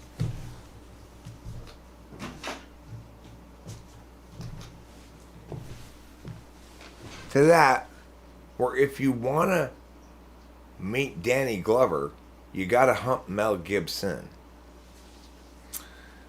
Which is what, I guess, somebody in Hollywood told Baby Spice when she asked if she could meet Danny Glover. And she was just telling that story in the song. And they suggested, hey, maybe we don't call out Danny Glover and Mel Gibson like that. Maybe we just say, if you want to be my lover, you got to get with my friends. And Baby Spice said, that doesn't make any sense. Why would I want somebody to fuck all my friends first before they got with me? That's totally backwards. And the music production company said, it's alright, nobody's going to notice. Well, let me tell you, I noticed. And doing some deep dive research. You know, referencing some very questionable source material. I've concluded what I've concluded here and presented to you today. The true Hollywood mystery story of why Danny Glover and Mel Gibson aren't in that Spice Girls song. I don't have any dab stuff. How can I dab when I have no concentrate? Likewise is it impossible to mate if I had no penis and testicles. They're required preconditions. Can't we all just smoke a bong? Oh, Rodney. Not Rodney Pete. Rodney Pete was a former USC quarterback. Rodney. What's that guy's name? Rodney. Rodney get beat up by the police. Meow. Replace meow with his last name, that I may know the truth. King, thank you. I realize now, the last few times I've referenced him, I think I've called him Rodney Pete, which is a former USC quarterback. But anyway, maybe I'm slipping. I'm going to play a couple songs, then we're going to call this a stream. Was there something we were going to do? Oh, you took an Adderall, that's right. Oh, we have to make that video for that song. We should do a little bit of work on that, I think. Okay. You have live rosin.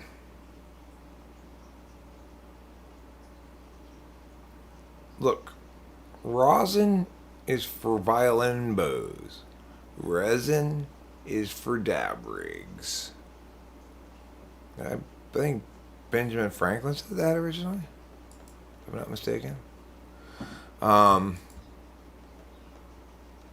So anyway, we're going to play a couple of little songs here. A little bit of this, a little bit of that. We're going to bring a little Christmas cheer to those less fortunate than we. Namely, people with a serious Christmas cheer allergy. For those who suffer from a serious allergy when it comes to Christmas cheer, It's pretty important. Why is it doing that? Why did it do that? It's pretty important that I be unable to complete a task without getting sidetracked by something irrelevant. So I better get sidetracked by something irrelevant real quick. Before I begin doing the thing I was just about to start doing, was talking about doing. You know, me saying I'm going to do it and talk about what it's going to be like when I do it is exactly the same thing as me just doing it. So you should feel no sense of getting gypped here. These words are just as good as the songs I'd be playing because they're about the songs I'd be playing. They might be better because they provide you more communicatively meaningful takeaways, such as that Eric can really just continue speaking and sort of filibustering nothing indefinitely. We're not even sure what he's doing off to the side, but he seems to be clicking something. Well, in fact, he'll then inform you that what he's doing is eliminating all these extra tracks that he accidentally duplicated, apparently, when he tried to copy and paste something from one Audacity file to another. What were you trying to copy and paste, you might well ask.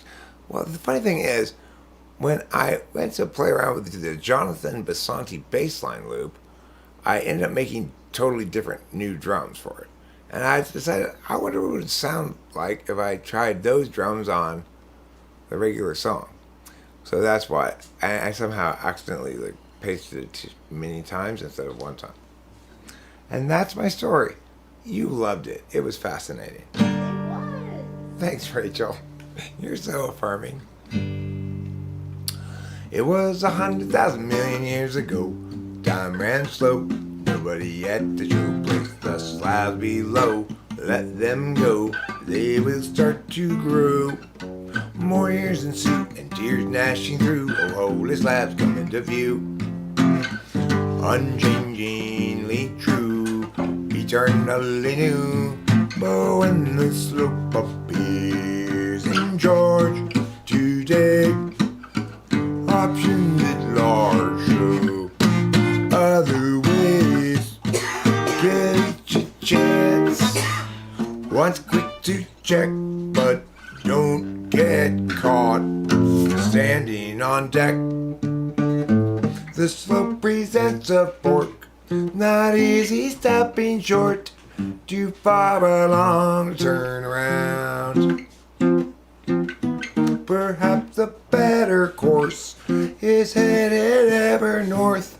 Now there's a bitter force, enemy ground. It was 100,000 million years ago. I only played it through once because I want to turn that off. Makes a lot of background noise. And I don't trust your mother.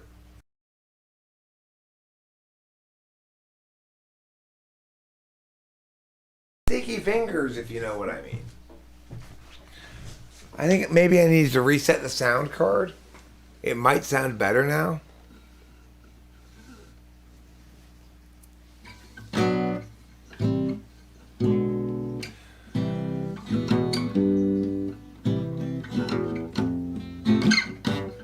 "15 minutes to midnight. I can't stand life right now. 15 minutes to midnight. I'm wondering if and how I'll ever be able to see what I wanna do. I'm Tiny Man 66.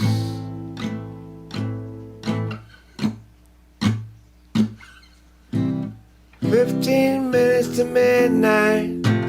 I can't stand life right now. It's 15 minutes to midnight, and I pretend I watched it." I think I'm gonna write a song from that little beginning thing right there. I like that. I'm gonna cop that from you there. It's cool. I like it. Fits perfectly with that little thing. Okay, so anyway, now I'm gonna play a song.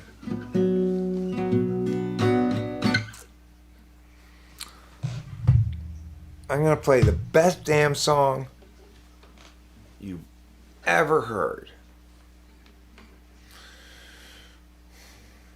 That's a pretty big claim, Eric. You're gonna love it. you're gonna just love it so much you're gonna smother your face in it and lick it like this. Oh, I love your song. Like that cat's doing with that dog's ear. That's how you're gonna be with this song. I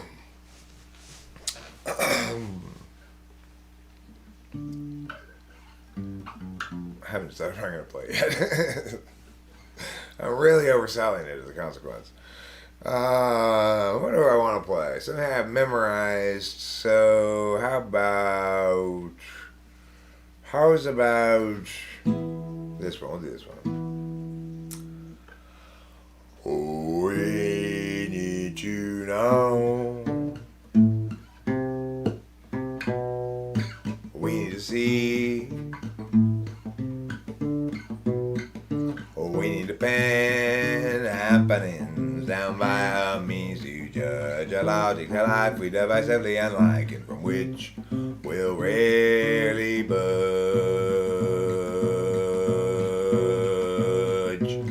People everywhere gather up enemies, outrage at how they miss a sign. How do they set their priorities? These foreign backstabbing entities ensuing heartache and misery follow necessarily from their savage ways. Insulting Carson and Desiree, we're stuck with such petty larceny. We all partition the rectories and call it destruction of the whole damn world. Rachel, can you possibly be trouble? He's yelling. Oh, she needs to. Trouble. Trouble's now? Yeah. Judy shares for a man. Hoping Julie will too. Jerry shares for 4 minutes. He just can't share things like they do. Judy always thought that she should have got to when she had the chance to buy. Julie soon forgot about should and not, although she ought to recall she'll die. People everywhere gather up enemies, outraged at how they miss a sign. How do they set their priorities? These foreign backstabbing entities ensuing heartache and misery follow necessarily from their savage ways. Insulting Carson and Desiree, we're stuck with such petty larceny. We all partition the rectories and call it destruction of the whole damn world. Kaboom.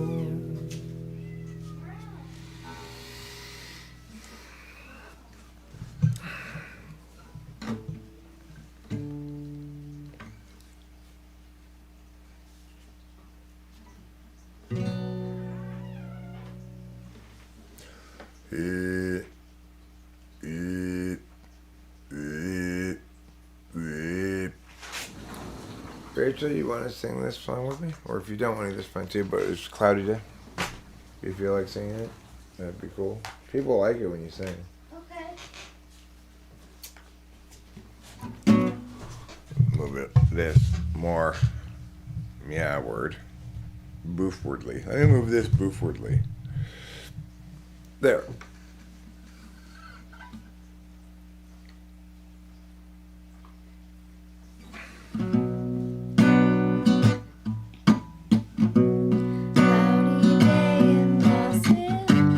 Let's start with that. Start with the other part. It's a very cloudy day in Los Angeles, and today we run out of time. Struggles past, troubles still to come. The day is nearly done. Could someone buy us some more time?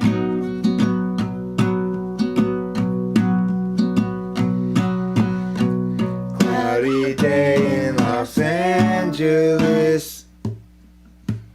Cloudy day in LA. I'm no sort of evangelist, but I have something to say.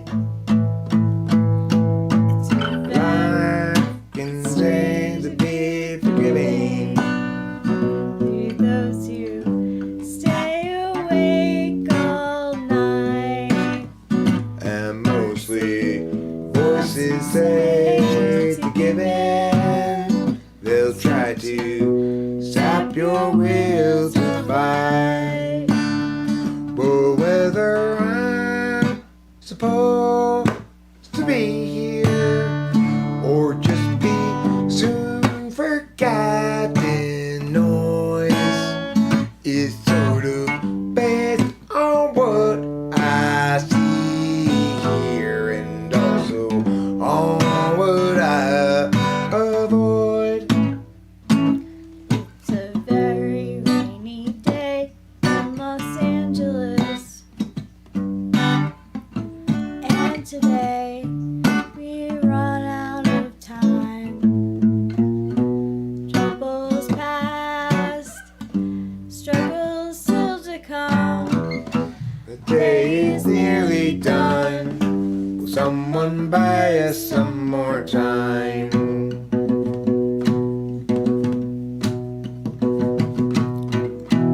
Cloudy day in Los Angeles. Cloudy day in LA.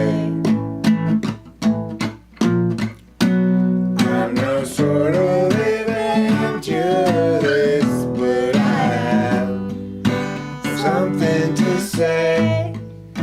Something to say.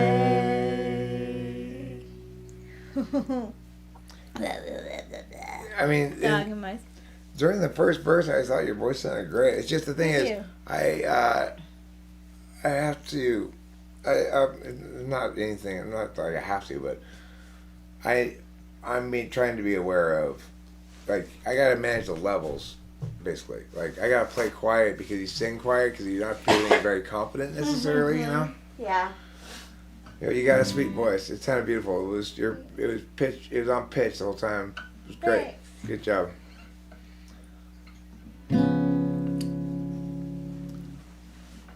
Gerald has a thought.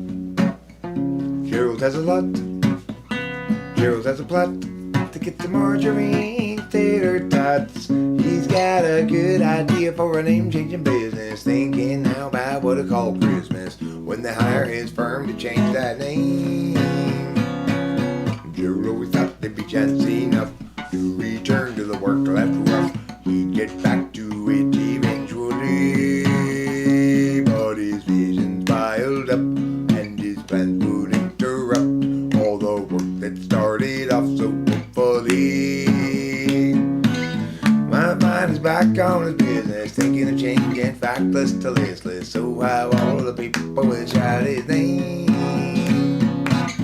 And Gerald knows he understands ever more clearly now. He won't provide explanation regarding the why or the how.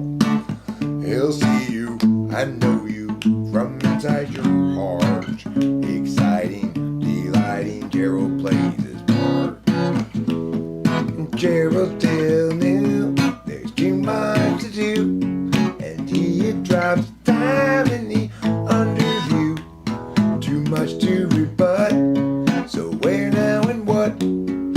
Too much time spent picking the stew. Oh, with you. Gerald has a thought. Gerald has a lot. Gerald has a plot to get to Marjorie's tasty spots. He's got a good idea for a name-changing business, thinking out about what to call Christmas when they hire his firm to change that name. Gerald has a thought. T-H-O-T, thought. No, it's not really spelled that way. I don't think I knew that word when I wrote that song. I don't think I did. I did know this at the time, though. I knew that it's Gregory in disguise, hands in his pockets. Now he's walking down the drive. I worked his eyes. He doesn't want you guys to realize that he's Gregory in disguise, hands in his pockets. Now he's walking down the drive. I worked his eyes. He doesn't want you guys to realize that he's Gregory in disguise. He hates the lies, wants to confront the man, always telling them, but every time he tries, they only run and hide. Again he is denied chance to yell at them. Now he's Gregory in disguise, hands in his pockets. Now he's walking down the drive. I worked his eyes. He doesn't want you guys to realize that he's Gregory in disguise, hands in his pockets. Now he's walking down the drive. I burst his eyes. He doesn't want you guys to realize that he's Gregory in disguise. He hates the lies, wants to confront the men, always telling them. And every time he tries, they only run and hide. Again he is denied chance to yell at them, until the bridge brings a new approach. Sneakily he'll try to encroach upon the guilty then, and to yell at them. He's Gregory in disguise, hands in his pockets. Now he's walking down the drive. I burst his eyes. He doesn't want you guys to realize that he's Gregory in disguise, hands in his pockets. Now he's walking down the drive. I burst his eyes. He doesn't want you guys to realize that he's Gregory. That was fairly sloppy. I'm not as practiced with it on the guitar. Fun, I tend to speed up, slow down a little bit. You know, it's a bit of a challenge. What else do I want to play before we wrap it up here? I think I'd like to play.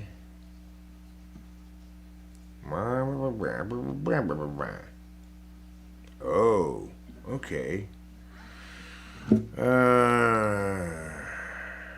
Well, let's see. Using my brain combined with my mind and my thoughts, with my emotions, words, and feelings, I'm gonna decide to play this. Every life lived reaches a time when the road splits in two.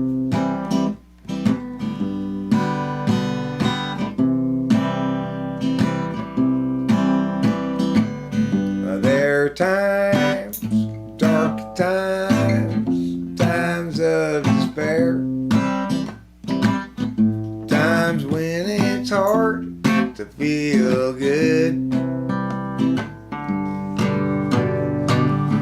That's when I look for the stockpile of solvency and their satchel of helpful goods. And that satchel, now nothing but home. Satchel of helpful goods, a satchel of helpful goods, a satchel of helpful goods, satchel of helpful goods, satchel of helpful goods. Satchel of helpful goods. Every life lived reaches an end when the road disappears.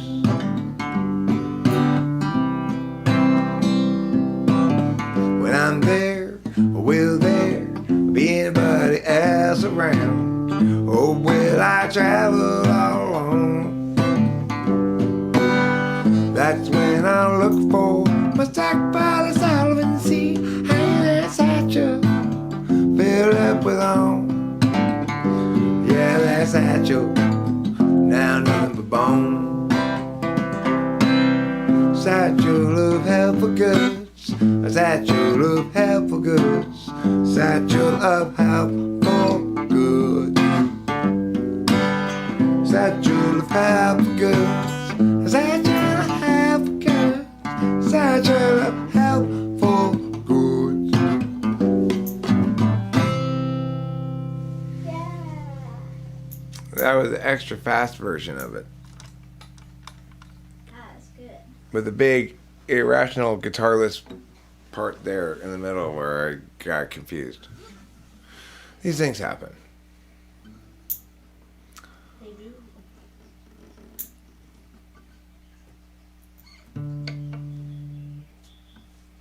Let me see if I can bust up some Christmas tab. Oh, Christmas tab, won't you give me chords, lyrics, so I can play your Christmas songs and be Christmassy all along. Oh, Christmas songs, won't you make me some tablature?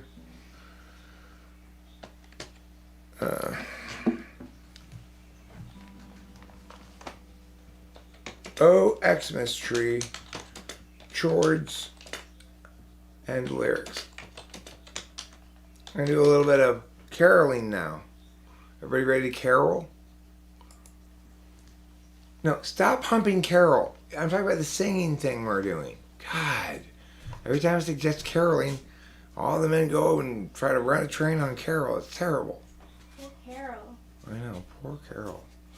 If she'd only stop begging them all to do it.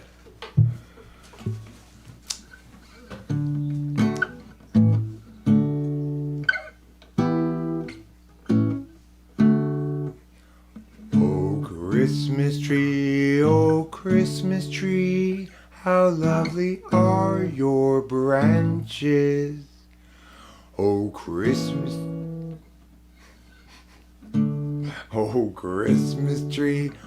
Christmas tree, how lovely are your branches.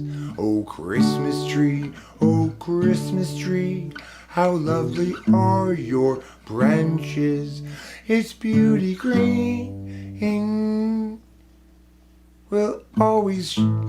it's beauty green, will always grow through summer sun and winter snow. Oh Christmas tree, how lovely are your branches. Your branches are so fucking lovely. How often give you us delight in brightly shining ornaments. Oh Christmas tree, you are the tree most loved. Oh Christmas tree, your beauty green will teach me. Oh Christmas tree, the hope and love will ever be the way to joy and peace for me. Oh Christmas tree, so green and just. This is not a good. It's right, but I don't like this song. I think there's a part of it that I don't know as well. So, what song I do like to play? It's fun to play because it's easy and a fun song to sing. Is Up on the Housetop, Reindeer Paws. Out jumps who? Who do you think it is? Who do you think it might be? It's good old Santa Claus. That's who it is. Exactly the one you were expecting. He's got the sled, the reindeer, his bag of toys, all for the little ones. Xmas joys. Alright, let's auto-scroll. Auto-scroll! Yippee-ki-yay, auto-scrollers. The person who wrote this book has, beef with number 7. Really? Are you a 7? Yes. And I have multi-7s. Multi-7. Yeah. And it says multi-7 values. In the case of many 7s in a chart, any affront, real or imagined, will force this number personality to withdraw in an effort to protect themselves. I do believe that. I was gonna say it sounds right to me. Yes. Although highly intelligent, the multi-7 can become so protective and unapproachable that close and open relationships can become impossible to instigate or maintain, and existing ones can become extremely uncomfortable. I don't think that. Well, I mean, I I think she's saying there's always, whatever it is one does for good effect can potentially be overdone, and when overdone, it might manifest like, yeah, I don't think she's saying you're necessarily like that. Alright, let me play Up on the Housetop. Yay! Up on the housetop, reindeer paws, out jumps good old Santa Claus. Down through the chimney with lots of toys, all for the little ones' Christmas joys. A ho ho, who wouldn't go? A ho ho, who wouldn't go? Up on the housetop, click click click, down through the chimney with his dick. First comes the stocking of little Nell. Oh dear Santa, fill it well. Give her a dolly that laughs and cries, one that opens shuts her eyes. Ho ho ho, who wouldn't go? Ho ho ho, who wouldn't go? Up on the housetop, click click click, down through the chimney with good Saint Nick. We gotta wait for the autoscroll to go a bit higher up, so you know. Oh oh oh, ho ho ho. We gotta wait for the autoscroll. Oh oh. Autoscroll, you're too slow, or I'm too fast. Probably is more correct. Now we'll do the last bit slowly. Next comes the stocking of little Will. Oh, Jesse, what a glorious fill. Here is a hammer and lots of tacks, also a ball and a rock of crack. Ho, ho, ho, who wouldn't go? Ho, ho, ho, who wouldn't go? Up on the housetop, click, click, click. Here comes Santa Claus with his deck. These are the body versions. It's the end of the night, you know, it's towards the end of his job, his shift. He's a little bit out of sorts. And plus he wants to travel with it, you know, he doesn't want to leave his ticket home. Yeah. You know who's maybe the most jealous of all the inanimate objects in the world? Jingle Bell Stone. Because his buddy Jingle Bell Rock gets all the attention. That's a great joke. Thanks. It's a Christmas joke. I just made it up right now. I like it. Thanks, darling. You're a lady, a scholar, and a believer of beautiful truths. Thanks, babe. Jingle bell, jingle bell, jingle bell rock. Jingle bells swing and jingle bell ring. Jingle bells blowing bushels of fun. Now the jingle hop. Has begun. Am I singing the wrong key? Jingle bell, jingle bell. Yeah, hold on. I'm singing in the wrong key. Like an idiot. Like a big dum-dum pants dum-dum Vaughn dum-dum.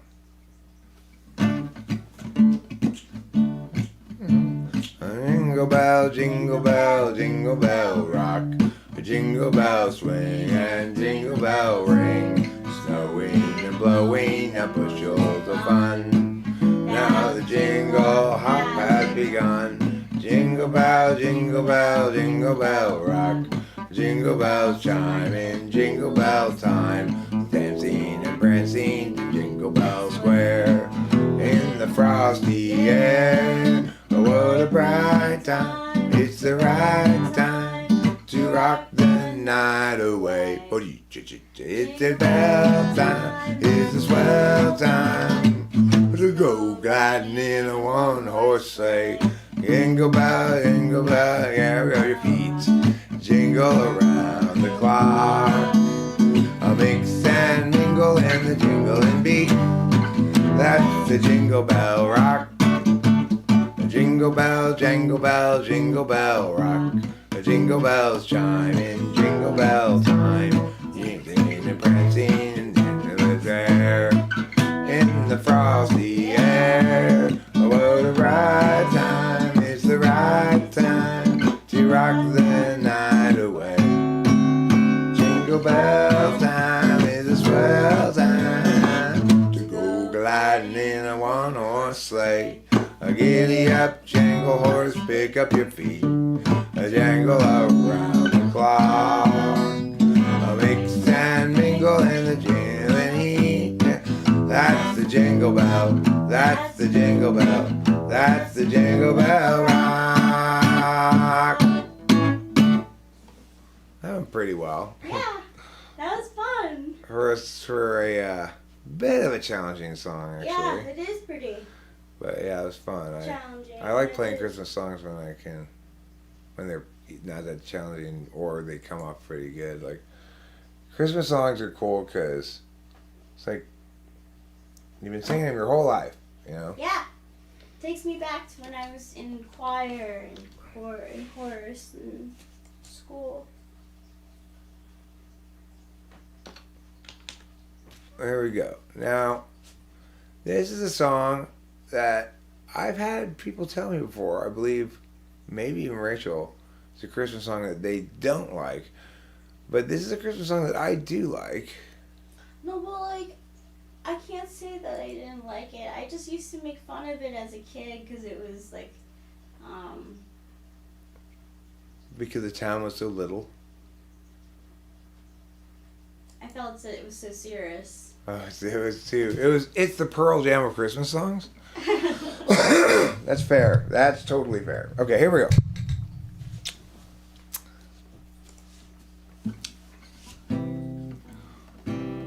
Oh, little town of Bethlehem, how still we see thee lie. Above thy deep and dreamless sleep, a silent stars go by. Yet in thy dark streets shineth an everlasting light. The hopes and fears of all the years are met in thee tonight. For Christ is born of Mary and gathered all above, while mortals sleep and angels keep their watch of wondering love. O morning stars together proclaim the holy birth, and praises sing to God the King, and peace to men on earth. How silently the wondrous gift is given. So God imparts to human hearts the blessings of his heaven. No ear may hear his coming, but in this world of sin, where meek soul will receive him still, the dear Christ enters in. O holy child of Bethlehem, descend to us, we pray. Cast out our sin and enter in, to be born in us today. We hear the Christmas angels the great glad tidings tell. Oh, come on me, oh, come on me, oh, shoot your spooge as well.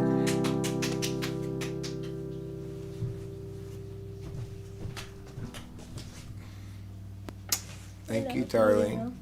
I love you too. I think you're a very special lady. Thank you. I've been infested with a variant of polyshore disease. I think it might be Variants of it. it might be the new the Greek letter nu variant of polyshore. Okay, so what am I looking for now? Right, that's right. I'm looking for not the bad king, no, good King Wenceslas. The only Wenceslas that matters.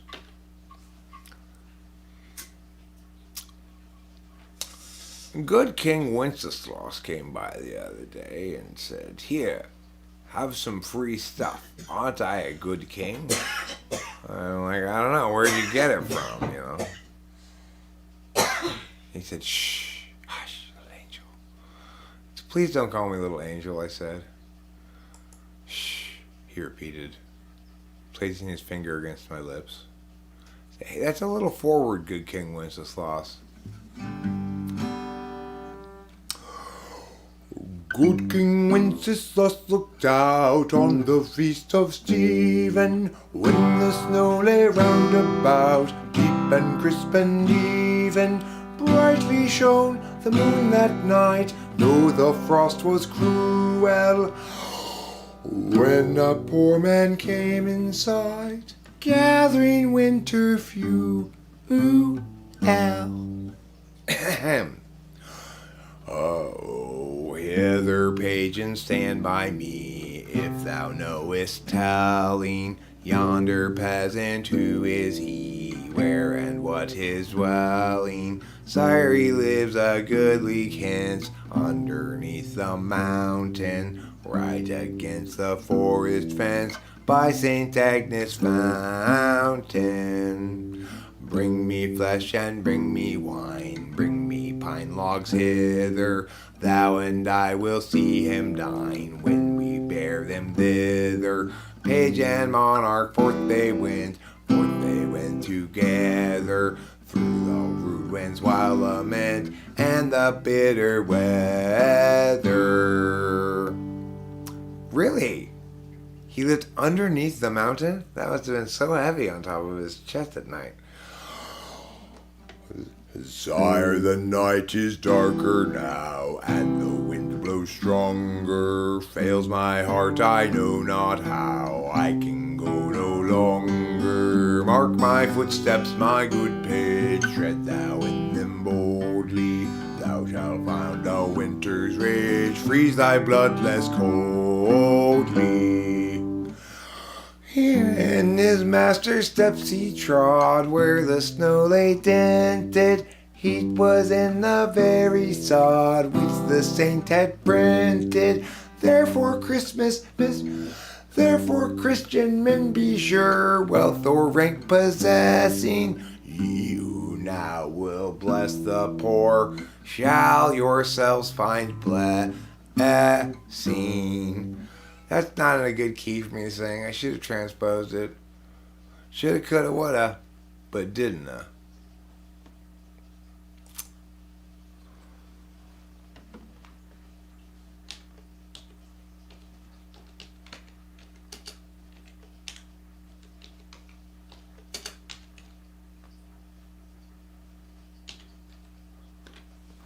Now, I've always noted that if you're gonna rock Christmas trees in some fashion that involves a preposition, you should always rock around them rather than through them, near them, above them, below them, or anything else. Please, whatever you do, rock around your Christmas tree. Trust me, you're gonna regret it if you don't.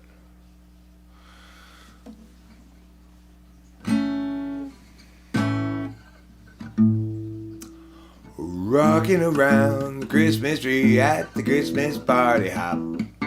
A mistletoe where you can see every couple tries to stop. Rocking around the Christmas tree, let the This is too fast and or too big. Hold on 1 second. Okay, guitar solo. I don't want a guitar solo. It says briskly. Does it? No. Should, though. What's the rhythm of this thing? Like that kind of rocking. Rocking around the Christmas tree at the Christmas party hop. Mistletoe on where you can see every couple tries to stop. Rocking around the Christmas tree, let the Christmas spirit ring. Later we'll have some pumpkin pie and we'll do some caroling. You will get a sentimental feeling when you hear voices singing, let's be jolly, deck the halls with boughs of holly. Rocking around the Christmas tree, have a happy holiday. Everyone's dancing merrily in the new old-fashioned way. Scroll down. Rocking around the Christmas tree, have a happy holiday. Everyone's dancing merrily in the new fashion way. It only does the chorus once. This is a shitty transcription of it. It makes it very difficult to play. Like, it's not laid out for a guitarist to sit here and play because it doesn't. Like, stop doing things like this, people of Yeah. the world. People of the world. Stop being like Eric. It annoys the shit out of me. You've caused me to segue away from Christmas music now. I'm going to go from Christmas to the exotic caliente flavors of a foreign land south of the border known as Old Mexico. Here we go. Old Mexico, ahoy.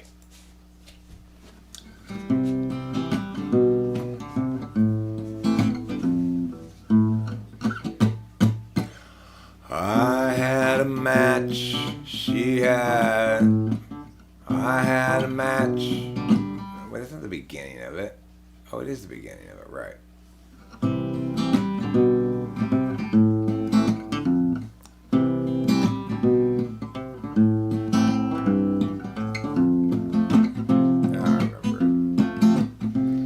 I had a match, but she had a lighter. I had a flame, but she had a fire. I was bright, but she was much brighter. I was high, but she was the sky. Oh, baby, I was bound for Mexico. Oh, baby, I was bound to let you go.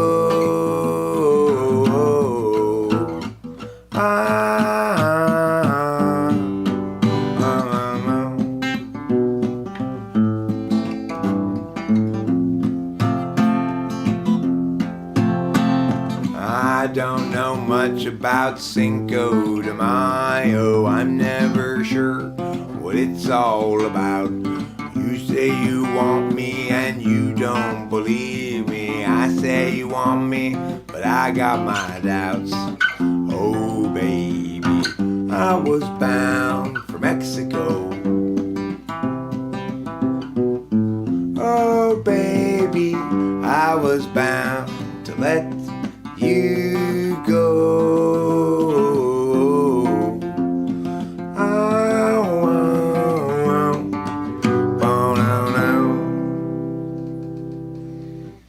That's really good songwriting right there. That cake song is brilliantly written, brilliantly put together. It's just great. What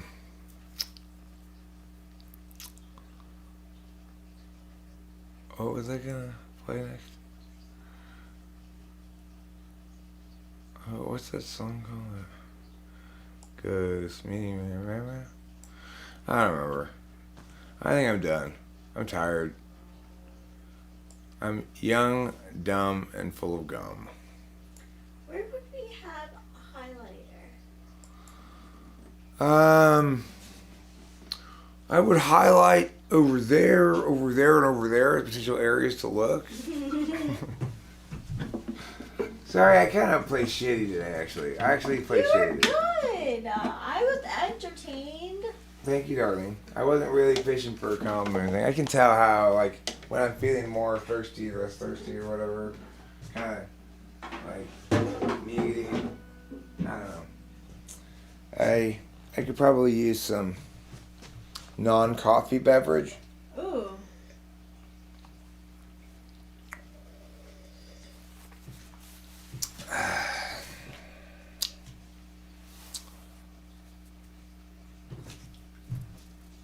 Total grifter. That's the final evolution of like Moochie friend, right?